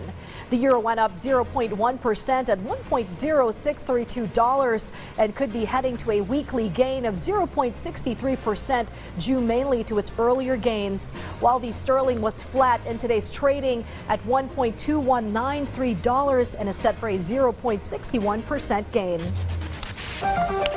U.S. President Joe Biden will be meeting with leaders from countries across the Americas in the U.S. Capitol to tackle the tightening of supply chains and migration issues.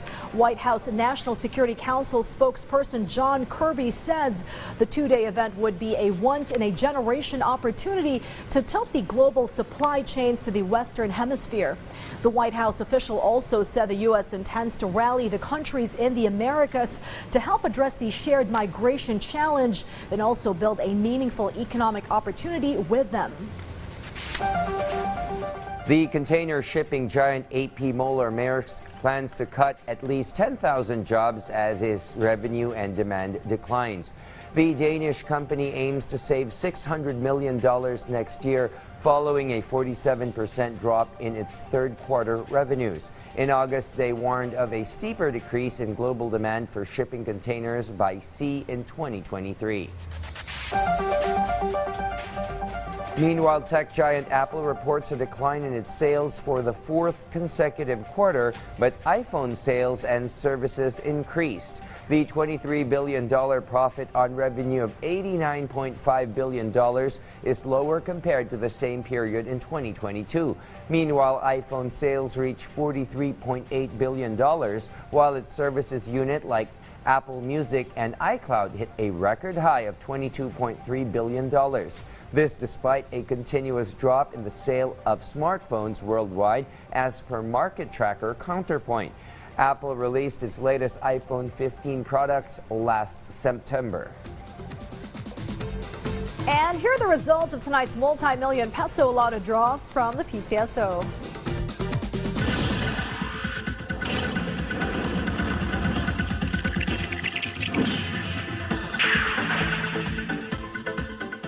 Good evening, Lotto players. For those who missed our draws today, November 3, 2023, I'll be doing a recap of the winning numbers. Let's start with the result of the 2 p.m. draw. For the 2D Lotto, we have 1 and 14 in exact order. For 3D Lotto, we have 9, 9, and 1 in exact order. And the result of the 5 p.m. draw. For the 2D Lotto, the winning combination is 5 and 7 in exact order. For 3D Lotto, we have 9, 9, and 3 in exact order. And finally, the result of the 9 p.m. draw. For the 2D Lotto, we have 20 and 30 in exact order. For 3D Lotto, we have 0, 4, and 1 in exact order. And for 4D Lotto, we have 8, 2, 3, and 4 in exact order. For the Mega Lotto 645, we have 14, 43, 25, 32, 1, and 38 in any order for the jackpot prize of 99,729,945 pesos and 40 centavos, net of the agent's prize commission.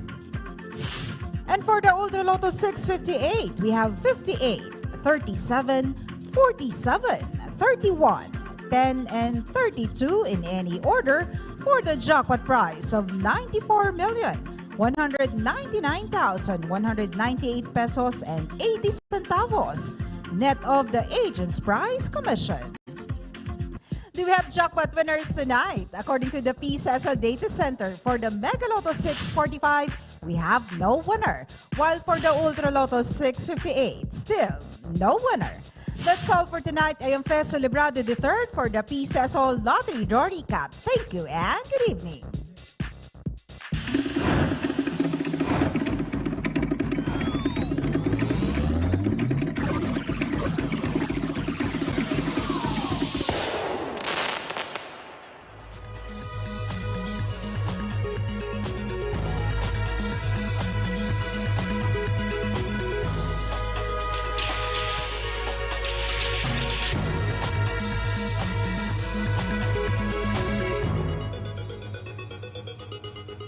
The local stock market ended this week in positive territory.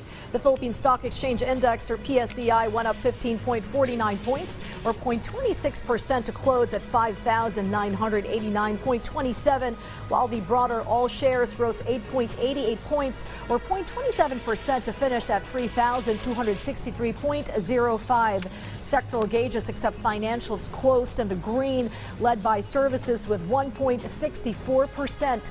Total volume traded amounted to 301 million, valued at 3.761 billion pesos. Market breadth was positive 106 to 59, with 49 counters left unchanged. His visit may be short, a brief two-day state trip, but it will be packed with events beginning with full military honors in Malacanang and the longest red carpet that comes to mind, and capped with tomorrow's joint session of Congress, in which members of Congress, the executive, officers of the military, and the judiciary will be on hand to listen to his address to the Filipino nation. PTV senior correspondent Alan Francisco is in the People's Palace, where President Ferdinand R. Marcos Jr. has put out all the stops, as summed up in this report live. Good evening, Alan. Good evening, Charms. Various issues were discussed by President Ferdinand R. Marcos Jr. and Japanese Prime Minister Fumio Kishida earlier this evening here in Malacanang. Charms, during the presentation of agreements and the joint press statement of both leaders, President Marcos mentioned how he considers Prime Minister Kishida's visit to the Philippines a huge honor. They had a productive and insightful discussion covering crucial aspects of bilateral relations. According to President Marcos, several agreements were signed, including the strengthening of tourism, mining, and assistance to the Bangsamoro Autonomous Region in Muslim Mindanao, or BARM. They also discussed official security assistance from Japan to the Philippine government. The OSA grant worth Japanese yen 600 million, or around 235 million pesos, will help boost the efforts of our Department of National Defense in securing coastal radars for our armed forces to enhance the maritime domain awareness capability and maritime security. I also would like to recall our commitment to work on a framework for our status of visiting forces, or the proposed Reciprocal Access Agreement, RAA, with Japan. 2025 was also covered and highlighted.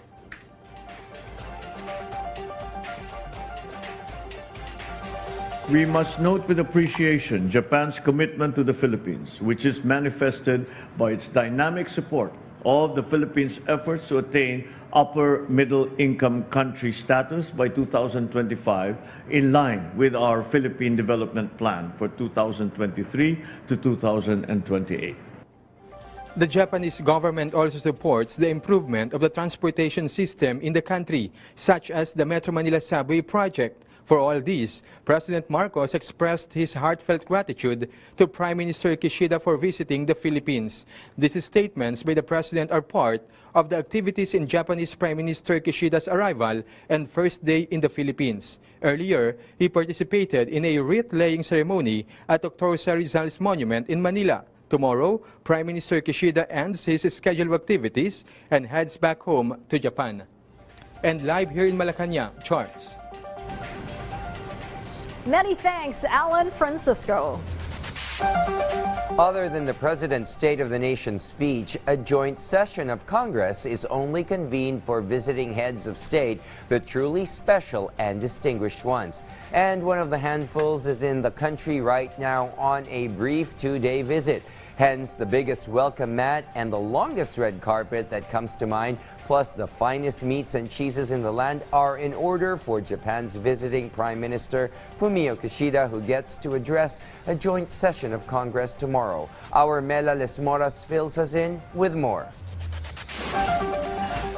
Several posters of Japanese Prime Minister Fumio Kishida and flags of Japan alongside the Philippine flag are all over the exterior and inside the Batasan complex in Quezon City, a day before the anticipated address of the Japanese leader in front of a special joint session of Congress tomorrow, November 4. The two houses of Congress usually convenes every time the President of the Philippines delivers his or her State of the Nation address. But for tomorrow, the joint session will be for a head of state of other country, a truly special and distinguished one. Prior to Japanese Prime Minister Kishida, historic events like this had happened only 5 times in the last 63-plus years, from 1960 to 2006. Earlier today, House staff already handed out invitations and car passes for the event, and security measures for tomorrow's event are noticeably strict. At the Bagong Pilipinas Ngayon program, political analyst Dr. Froilan Canilong emphasized the importance of the Japanese leader's visit to the Philippines, especially in strengthening our territorial defense and the country's defense posture. Moreover, he said, this will further enhance the bilateral ties of the two countries and is expected to be of great help in funding several government programs in the country.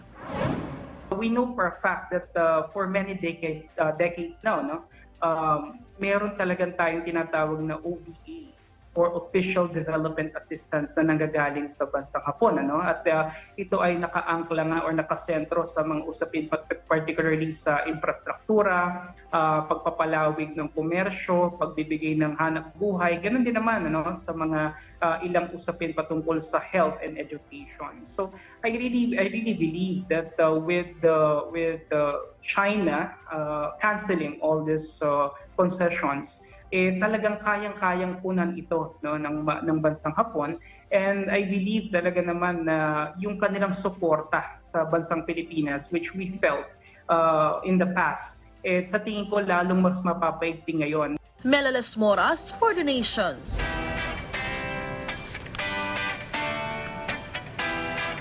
We'll now give you the latest buzz here in Pop Culture Corner. First up, Word Finder X reported pop singer Taylor Swift is the most translated music artist worldwide. American singer-songwriter Taylor Swift tops the list, with fans translating her 365 songs in 57 languages, equivalent to nearly 5,000 translations. K-pop group BTS ranked second with 4,005 translations, and the South Korean boy band also emerged as the #1 translated non-English language act. Lana Del Rey and the Beatles came in 3rd and 4th place respectively, while the German band Rammstein is on 5th place. Britney Spears' tell-all memoir, The Woman in Me, has sold 1.1 million copies in the U.S. alone through its first week.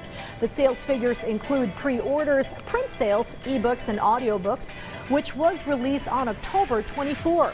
Its audiobook version, read by Oscar-nominated actor Michelle Williams, is the fastest-selling audio release in the company's history. This according to Gallery Books. Filipino-American pop singer Olivia Rodrigo is reportedly dating British actor Louis Partridge. According to U.S. Sun, the singer traveled to the UK with her best friend Conan Gray to spend time with the actor. The two celebrities met through common friends in early 2023. The report added Rodrigo and Partridge have been hanging out together for dinners and nights out in London.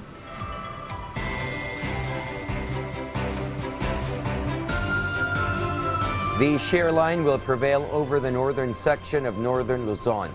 Based on its forecast, this weather system will bring cloudy skies with scattered rain showers and thunderstorms in Batanes and Cagayan, including Babuyan Islands. Meanwhile, the trough of a low-pressure area will affect the weather conditions over eastern Visayas and Caraga. Let's find out what the weather will be like in key Philippine and Asian cities.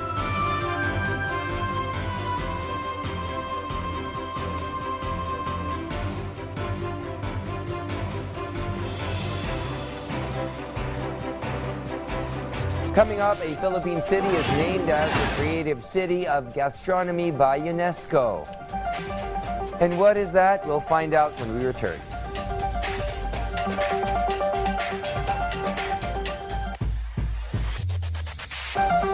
Disaster Watch. Mga paalala pagkatapos ng lindol. Suriin ang iyong sarili at mga kasama kung may tinamong pinsala. Magbigay ng paunang lunas kung kailangan. Unahin ang mga pangangailangan ng mga matatanda, buntis, may kapansanan at mga bata. Kung nasa tabing dagat at may banta ng tsunami, agad na lumikas papunta sa ligtas at mataas na lugar. Suriin kung may natapong nakalalasong kemikal at mga bagay na maaaring pagmula ng sunog. Huwag bumalik sa loob ng gusali hanggat walang abiso na ligtas na ito. Sa panahon ng sakuna, dapat laging listo. Mga serbisyo ng pamahalaan ipararating sa mamamayan. Diretsahan ang usapan mula mismo sa kinauukulan. Samahan niyo po kami sa pagbibigay linaw sa mga mahalagang isyong pambayan kasama ang mga iba't ibang ahensya ng pamahalaan. Dahil sa pagkakaisa at pagtutulungan, sama-sama tayong haharap sa isang bagong Pilipinas ngayon.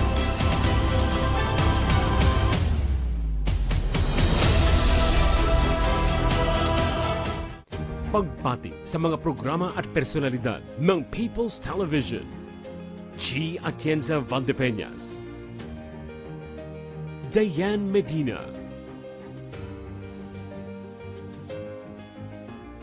Audrey Coriseta, Fifi de los Santos, at Rise and Shine Pilipinas. Ang mga parangal na ito ay alay namin para sa bayan.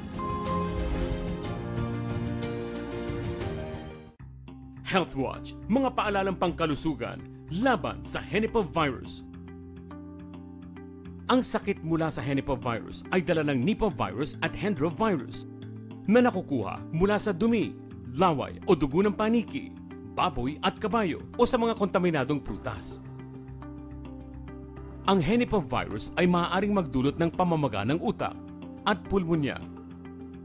Upang maging ligtas, magsuot ng protective equipment kung pupunta sa mga lugar kung saan posibleng ma-expose sa virus.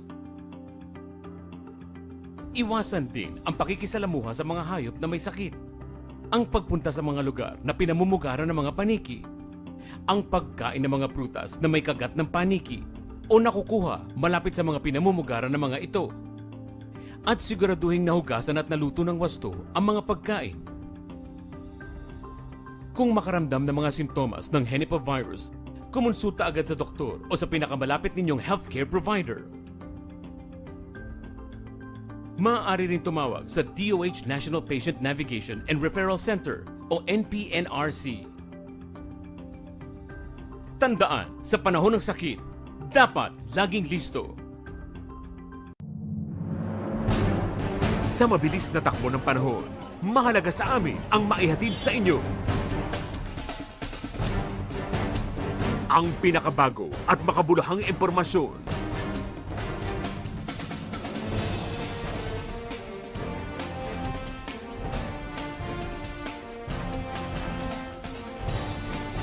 Sa ngayon ay pinag-iingat na ng lokal na pamahalaan. At yan muna ang mga huling kaganapan mula dito sa Paalala ng mga eksperto sa Glory Balegan para ikipagigyan. Kasama ang mga tapat nating tagapaghatid balita.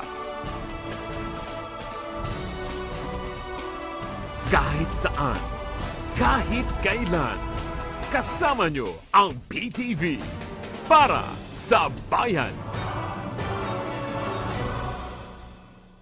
Trip nyo bang maglakbay tuwing Sabado?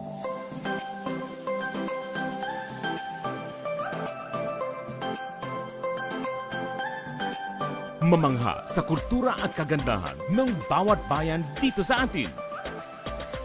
Samahan si Angono Mayor Jerry May Calderon, BJ Tolitz Forbes, Colleen Grande at Angono Vice Mayor Jerry Calderon.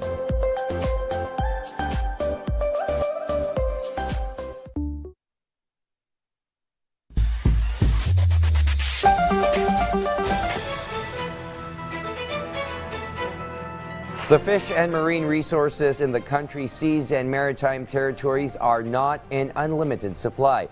Hence, it is incumbent to give them time to regenerate and repopulate, or give the small fry time to grow by way of designating a part of the year as a closed season. Our Sujin Kim has the full story.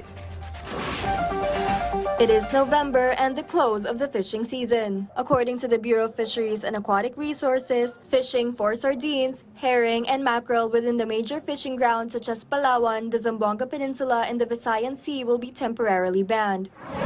Sa mga pagkakataon na nagpapatupad po tayo ng close fishing season para po masiguro na sapat ang supply ng ating isda sa ating mga palengke, pansamantala po tayong umaangkat sa loob ng mga buwan na nagpapatupad tayo ng close fishing season para po masiguro natin na stable ang supply.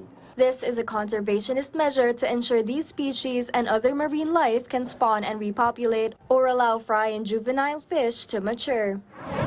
Ang layunin naman po ng pamahalaan ay magkaroon tayo ng tinatawag na self-sufficiency, at itong ginagawa natin mga conservation measures ay isa itong pamamaraan para masiguro natin na sapat na magiging sapat na sa mga susunod na panahon ang ating supply ng isda. This policy allows for a sustainable use and exploitation of important fishery resources, especially with incidents of overfishing, overexploitation, natural calamities, and the negative impacts of climate change. Sujin Kim for The Nation. The Civil Service Commission, or CSC, says open distance learning, or ODL, students who graduated with honors can apply for civil service eligibility if they are aiming to work for the government. The CSC on July 28, 2023 issued resolution number 2300615, which expanded the scope of honor graduate eligibility of HGE. Under the said resolution, graduates of bachelor degree programs from colleges and universities accredited by the Commission on Higher Education, or CHED, who receive Latin honors from ODL programs are also allowed to avail of the HGE. Iloilo City was named the Creative City of Gastronomy by the United Nations Educational, Scientific, and Cultural Organization, or UNESCO. The Department of Tourism Region 6 also expressed joy and gratitude for the distinction bestowed on Iloilo City. The City of Smiles is also the Philippines' only entry to this year's UNESCO Creative Cities Network.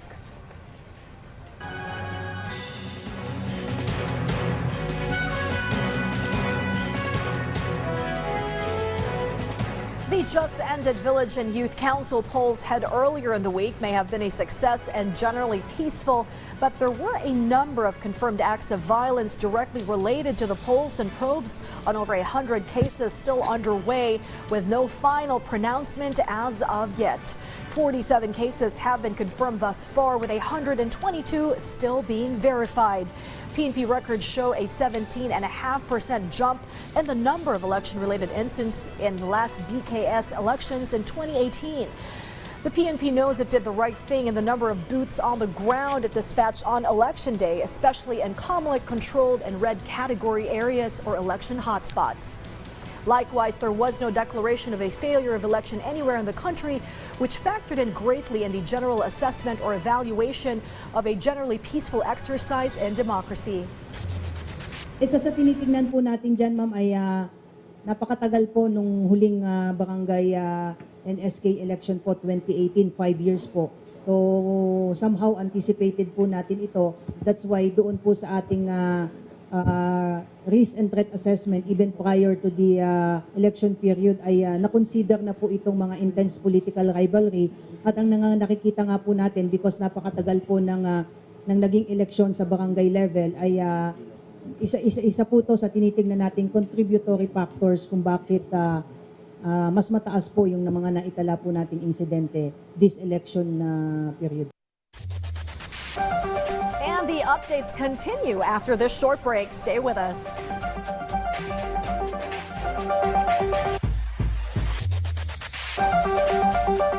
Disaster Watch. Paghahanda bago ang lindol. Alamin ang mga maaaring magdulot ng pinsala sa inyong lugar. Maging pamilyar sa mga sumusunod. Fire extinguishers, medical kit, exit routes, evacuation plan. Siguraduhin matibay ang bahay at paayos ang mga sirang bahagi nito. Ayusin ang pag-iimbak ng mga nakalalasong kemikal at mga bagay na maaaring maging sanhi ng sunog. Siguraduhin ligtas ang pagkakalagay ng mga mabibigat na bagay. Ihanda ang go bag na naglalaman ng mga kinakailangan. Makipag-ugnayan sa mga lider para sa plano sa paglikas.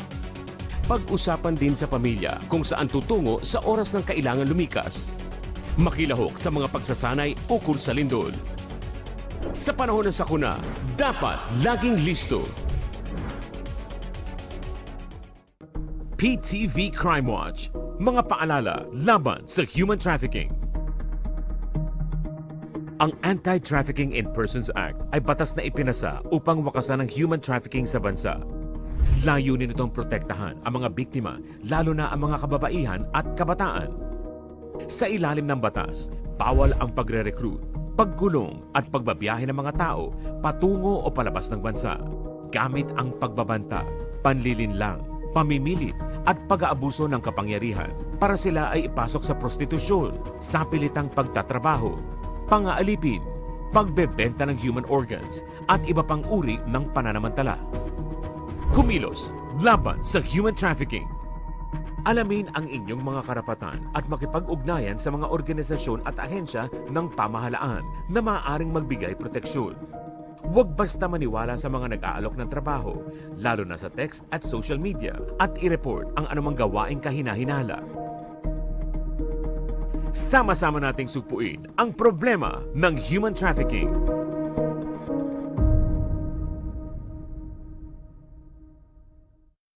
Health Watch, alertong pangkalusugan. Mag-ingat sa dengue. Ang dengue ay isang viral infection na nagmumula sa kagat ng lamok na Aedes, na sanhi din ng iba pang sakit gaya ng Zika virus at chikungunya.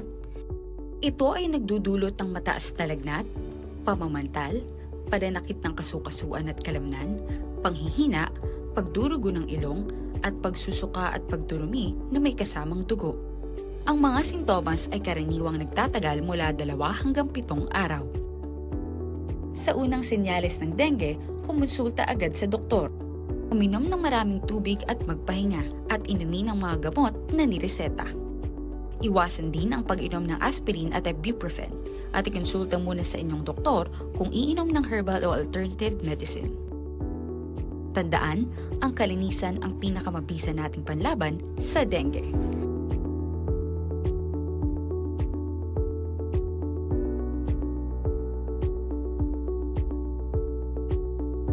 Sa panahon ng sakit, dapat laging listo.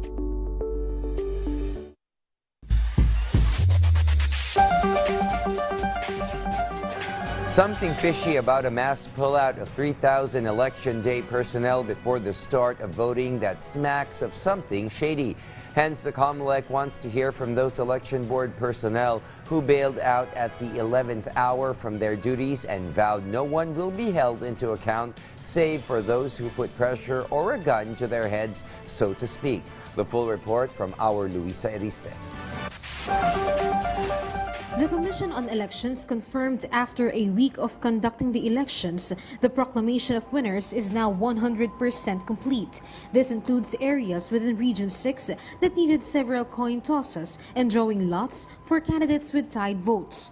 And as an overall assessment, the COMELEC announced this latest electoral exercise is a blueprint for the next or upcoming ones. And despite the incidents, the election is still a success. Tagumpay ang ating DSP sapagkat nakapag-proclaim tayo sa pinakamabilis na panahon at nakapag-canvas tayo at nakapag-conduct tayo ng election sa pinakamabilis na panahon. Hindi ito blueprint para ituloy kung ganun pa rin kadami ang namamatay o ang may violence. Blueprint lang ito sa election management when it comes to how we deal with the problem, how we prepare for the activity, and therefore, kung nagawa namin sa PSK, napakadali na namin gawin yung ibang halalan. Based on the data from the COMELEC, the voter turnout is much higher this year compared to the previous elections, which reached 75.76% for barangay and 76.08% for the SK. This proves the success of the polls. Moreover, the COMELEC said the automated elections was a success for the 3 major barangays, just the same with the mall voting and early voting hours, which can be proposed for legislation. Meanwhile, on the issue of the teachers who withdrawn to serve as electoral boards, COMELEC assures them they will not file a case against the teachers. Wala tayong planong magpakulong ng kahit isang guro. Hindi po natin intention yan. Mga bayani po natin yan, hindi mo tinikrit na kriminal ang mga bayani. Ang sinasabi lang po natin, at least lang po sa investigation, gusto natin makuha sa kanila. Tinakot ba sila? Eh, sinong nanakot? Anong ginawang pananakot sa kanila? Babalikan namin yung mga tao ngayon. Hindi yung mga guro. Tinakot na nga, pinakulong mo pa. Hindi natin gagawin yon. Again, we will not file cases against teachers. Lalong-lalo na sa mga hindi nagsilbi at nag-withdraw prior to the election. The COMELEC also stressed it considers teachers as heroes, hence the doubling in honoraria given to them this year. However, the Commission pleads for the teachers' understanding in the poll body's inability to grant or come through with a request for overtime pay. Still, the COMELEC promised the teachers their needs will be assessed and taken for future elections. Kahit gustong-gusto po ng COMELEC na magbigay ng mga karagdagan ng sahod o honoraria sa ating mga electoral board members, hindi po natin magagawa sapagkat wala naman po tayong budget, hindi tayo nabigyan ng budget. At kung meron man, meron po kasi na COA DBM circular na pinoprohibit yung pagbibigay ng overtime sa mga hindi naman empleyado ng ahensya. Luisa Erispe for The Nation.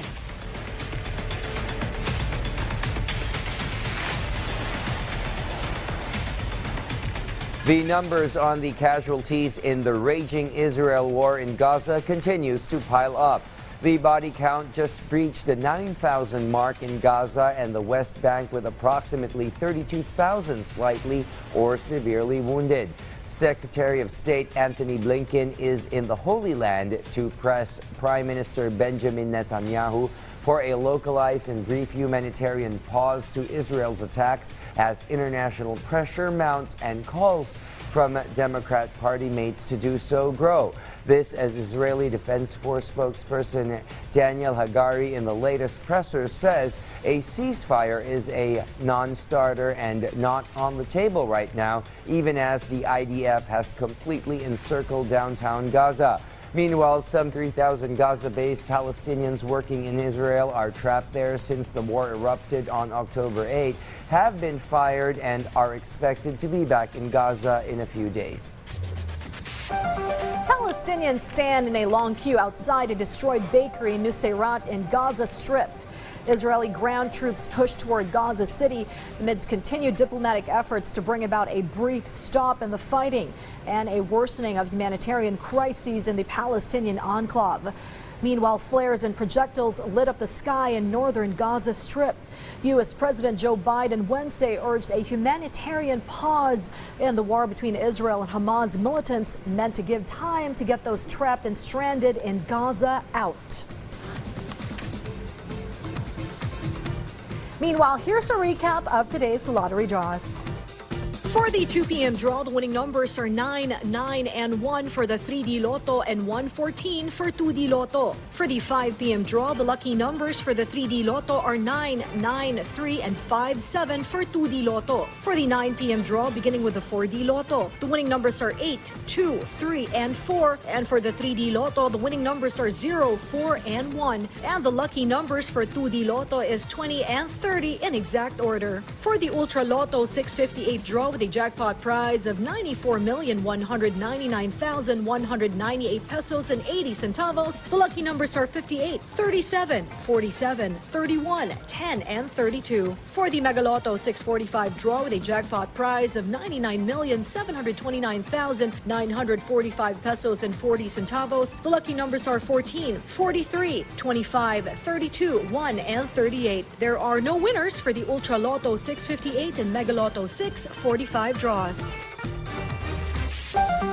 And we wind up this week's newscast with this food for thought from William Boyd Watterson, cartoonist behind the comic strip Calvin and Hobbes. And he says, "Weekends don't count unless you spend them doing something completely pointless." Calvin and Hobbes is, I think, one of my favorite cartoons growing up, apart from Tintin and Archie. I think William and I had this conversation earlier, but this kind of reminds us that one of the biggest tragedies of, I think, adults and growing up is that we treat weekends just like any other day, and we just breeze through it without even realizing that we spent it working. So I think I need to take my own advice and slow it down. How about you, William? Yes, I think we have to do something totally different from what we do in the week. That's why I also coined a saying that the older you get, the more you realize how childlike you actually are. And I think that goes with that. Couldn't agree more. And there are now only 52 days left before Christmas.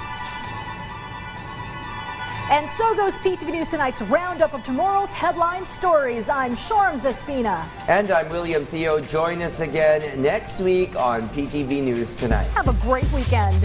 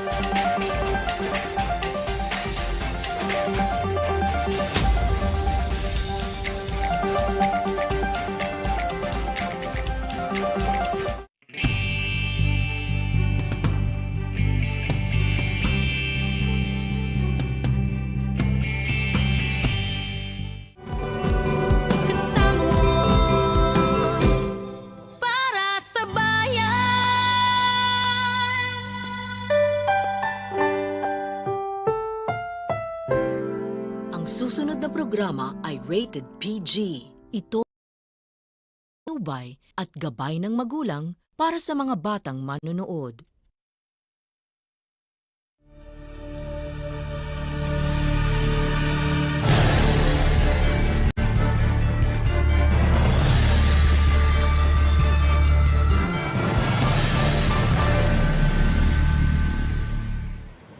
Pleasant greetings, y'all. Proud Filipina Sharms Espina here, who's reported on the President's State of the Nation speech on the last Monday of July each year since I made the move to join media. But over in the land of the free and home of the brave, a union of over 50 independent states, its president is constitutionally bound, just as ours to apprise the citizenry through a joint session of Congress on the status quo affairs of the country. And U.S. President Joe Biden's speech in February this year in front of a sharply divided and highly partisan legislature drew unusual, even unethical behavior from certain members of Congress, as summed up in today's Inside Story presentation. Mr. Speaker, the President of the United States. Joe Biden presses bipartisanship by touting its successes. But now we're coming back because we came together and passed the bipartisan infrastructure law. Halfway through his first term, the U.S. president makes his case to the American people and a rowdy opposition. and he wants more time to finish the job. The State of the Union is strong. Now, on the Inside Story, State of the Union.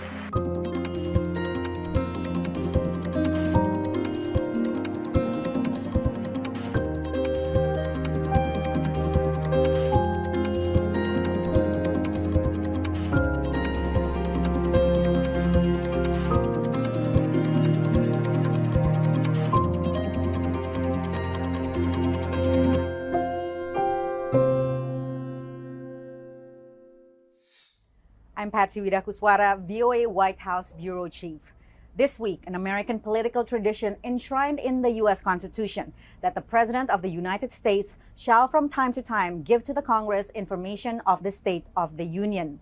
President Joe Biden delivered his second State of the Union address on Tuesday, the third time speaking before a joint session of Congress since coming into office. Now, halfway through his 4-year term, Biden faced a divided Congress and a polarized nation as a likely candidate for re-election. During his second State of the Union speech on Tuesday, his third address to a joint session of Congress since taking office, President Joe Biden stayed with his unity agenda. Speaker, I don't want to ruin your reputation, but I look forward to working with you. Biden touted increased American manufacturing and legislation that invests in renewable energy production, domestic semiconductor industry, and infrastructure to compete against China. We used to be #1 in the world in infrastructure. We've sunk to 13th in the world. The United States of America, 13th in the world in infrastructure, modern infrastructure. But now we're coming back because we came together and passed the bipartisan infrastructure law. Addressing high inflation, Biden argued the problem is global, caused by the pandemic and the war on Ukraine, and focused instead on low unemployment. We've created, with the help of many people in this room, 12 million new jobs, more jobs created in 2 years than any president's created in 4 years. He highlighted steps his administration took to erase federal student loan debt, increase the number of insured Americans, implement COVID relief programs, and lower prescription drug prices. But can he convince Americans things are looking up? Republicans are determined to stop him, with Sarah Huckabee Sanders, Arkansas governor and former White House press secretary under President Donald Trump, delivering the GOP response. In the radical left's America, Washington taxes you and lights your hard-earned money on fire. But you get crushed with high gas prices, empty grocery shelves, and our children are taught to hate one another on account of their race, but not to love one another or our great country. With Republicans controlling the House of Representatives following the November election, new House Speaker Kevin McCarthy has promised renewed scrutiny on the administration, including on the classified documents found in Biden's home, the billions of dollars of aid to Ukraine, and what they say is his weak response to a Chinese surveillance balloon, which the U.S. recently shot down. Despite low unemployment and gas prices down sharply from a record high in mid-2022, Biden's approval ratings remain at 40%. While his speech is unlikely to change that, it does signal that he is likely to run again in 2024. He didn't say if he is or he isn't, but he made the case for why he should, right? Which is that he can see what needs to be done. He's had all of these successes so far. He's had all of this achievement, but there's still a lot more that he wants to get done. As a gesture of solidarity to Ukraine, First Lady Jill Biden again invited the country's ambassador Oksana Markarova and parents of Tyree Nichols, the black man who was beaten by Tennessee police officers and died days later. When police officers or police departments violate the public trust, they must be held accountable. Following recent shootings in California, Biden again called on Congress to ban assault-style rifles. He urged Republicans to come up with immigration reform, debt reduction proposals, and vowed to protect reproductive rights. Make no mistake about it. If Congress passes a national ban, I will veto it. But bipartisan legislation is unlikely under a divided government. In a few months, Biden is set to clash with Republicans who are demanding spending cuts before agreeing to pass a debt ceiling hike to prevent the country from defaulting. State of the Union addresses are traditionally focused on domestic issues. But for the second straight year, foreign policy troubles cast a shadow over Biden's speech. Last year, Russia attacked Ukraine days before the address. This year, it's China's balloon that popped the president's good news bubble. VOA senior diplomatic correspondent Cindy Sain drills down on foreign policy issues. As President Joe Biden spoke to a joint session of Congress Tuesday evening on the State of the Nation, tensions with China loomed large after a suspected Chinese surveillance balloon captured the attention of both lawmakers and ordinary Americans. Without mentioning the balloon specifically, Biden sought to reassure Americans while sending this message to China. I'm committed to work with China where we can advance American interests and benefit the world, but make no mistake about it. As we made clear last week, if China threatens our sovereignty, we will act to protect our country, and we did.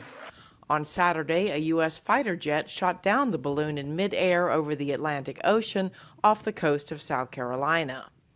China has called the U.S. shooting down of the balloon unacceptable and an overreaction. Some Republicans criticized Biden for not ordering the balloon shot down earlier as it traversed the country. They may be looking for a tougher stance on China. Michael Kugelman of the Wilson Center told VOA. So he was not taking a forceful hawkish position. He was leaving open some space for conciliation. And I really don't think those members of Congress that want a more hardline stand would have been satisfied with what he said tonight. Russia's war against Ukraine was also featured in Biden's address. The U.S. has committed more than $27 billion in security assistance to Ukraine. Biden said Russian President Vladimir Putin's invasion 1 year ago was a test that America passed.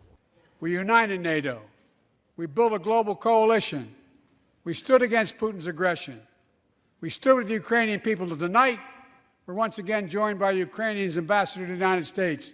She represents not just her nation, but the courage of her people. Some Republicans have been skeptical of military aid to Ukraine, but that was not the case when Republicans in the chamber, including House Speaker Kevin McCarthy, appeared to strongly support Biden's remarks. I have to say, I saw a lot more support coming from the Republican side of the aisle when he was speaking about Ukraine, particularly at the moment when he said, "We are in it as long as it takes." This is something that we have heard the Republican Party push back on, specifically saying that there wasn't a blank check for Ukraine. Apart from the war in Ukraine and a long-planned pivot to Asia, President Biden is planning for the first visit to sub-Saharan Africa by an American president since 2015. Cindy Sain, VOA News, Washington. President Biden took full advantage of the State of the Union address to lay out an array of policy measures for Congress to consider, and issues you will likely hear more about during the 2024 presidential campaign. The story of America is a story of progress and resilience, of always moving forward, of never, ever giving up. It's a story unique among all nations. We're the only country that has emerged from every crisis we've ever entered stronger than we got into it. Look, folks, that's what we're doing again. 2 years ago, the economy was reeling. I stand here tonight after we've created, with the help of many people in this room, 12 million new jobs, more jobs created in 2 years than any president's created in 4 years, because of you all, because of the American people. And 2 years ago, COVID had shut down, our businesses were closed, our schools were robbed of so much, and today, COVID no longer controls our lives. And 2 years ago, democracy faced its greatest threats in civil war, and today, though bruised, our democracy remains unbowed and unbroken. As we gather here tonight, we're writing the next chapter in the great American story, a story of progress and resilience. When world leaders ask me to define America, and they do, believe it or not, I can define it in one word, and I mean this: possibilities. We don't think anything is beyond our capacity. Everything is a possibility. You know, we're often told that Democrats and Republicans can't work together. But over the past 2 years, we've proved the cynics and naysayers wrong. Yes, we disagreed plenty. And yes, there were times when Democrats went alone. But time and again, Democrats and Republicans came together to defend a stronger and safer Europe. You came together to pass once-in-a-generation infrastructure law, building bridges connecting our nation and our people. We came together to pass the most significant law ever, helping victims exposed to toxic burn pits. And in fact,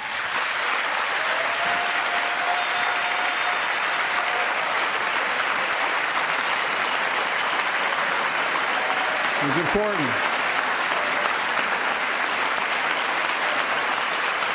And in fact, I signed over 300 bipartisan pieces of legislation since becoming president, from reauthorizing the Violence Against Women Act, the Electoral Count Reform Act, the Respect for Marriage Act that protects the right to marry the person you love. I ran for president to fundamentally change things, to make sure our economy works for everyone, so we can all feel that pride in what we do, to build an economy from the bottom up and the middle out, not from the top down. Because when the middle class does well, the poor have a ladder up, and the wealthy still do very well. We all do well. But I think the people sent us a clear message. Fighting for the sake of fighting, power for the sake of power, conflict for the sake of conflict gets us nowhere. That's always been my vision of our country, and I know it's many of yours. To restore the soul of this nation, to rebuild the backbone of America, America's middle class, and to unite the country. We've been sent here to finish the job, in my view. It's never, ever been a good bet to bet against America. Never. Our strength is not just the example of our power, but the power of our example. For the first time in his presidency, Joe Biden spoke to a politically divided Congress. Republicans control the House of Representatives, while Democrats have the U.S. Senate. And despite calls for civility from House Speaker Kevin McCarthy, several Republicans heckled and booed the president. One congresswoman shouted liar as Biden asserted that Republicans want social spending programs, Medicare, and Social Security to sunset, drawing a raucous uproar. Biden swiped back with his own quips and jabs. The evening underscored the tense relationship between the White House and congressional Republicans, and perhaps signaled that the American tradition of lawmakers listening with decorum as the president speaks is now broken. VOA congressional correspondent Catherine Gibson brings the lawmakers' reactions after the speech. President Joe Biden with a message of bipartisanship for the U.S. Congress Tuesday night. If we could work together the last Congress, there's no reason we can't work together and find consensus on important things in this Congress as well. But on Capitol Hill, now divided between a Democratic majority U.S. Senate and a Republican majority U.S. House of Representatives, lawmakers disagreed on the big issues Biden said the country needed to address. The Republicans chant this close the border,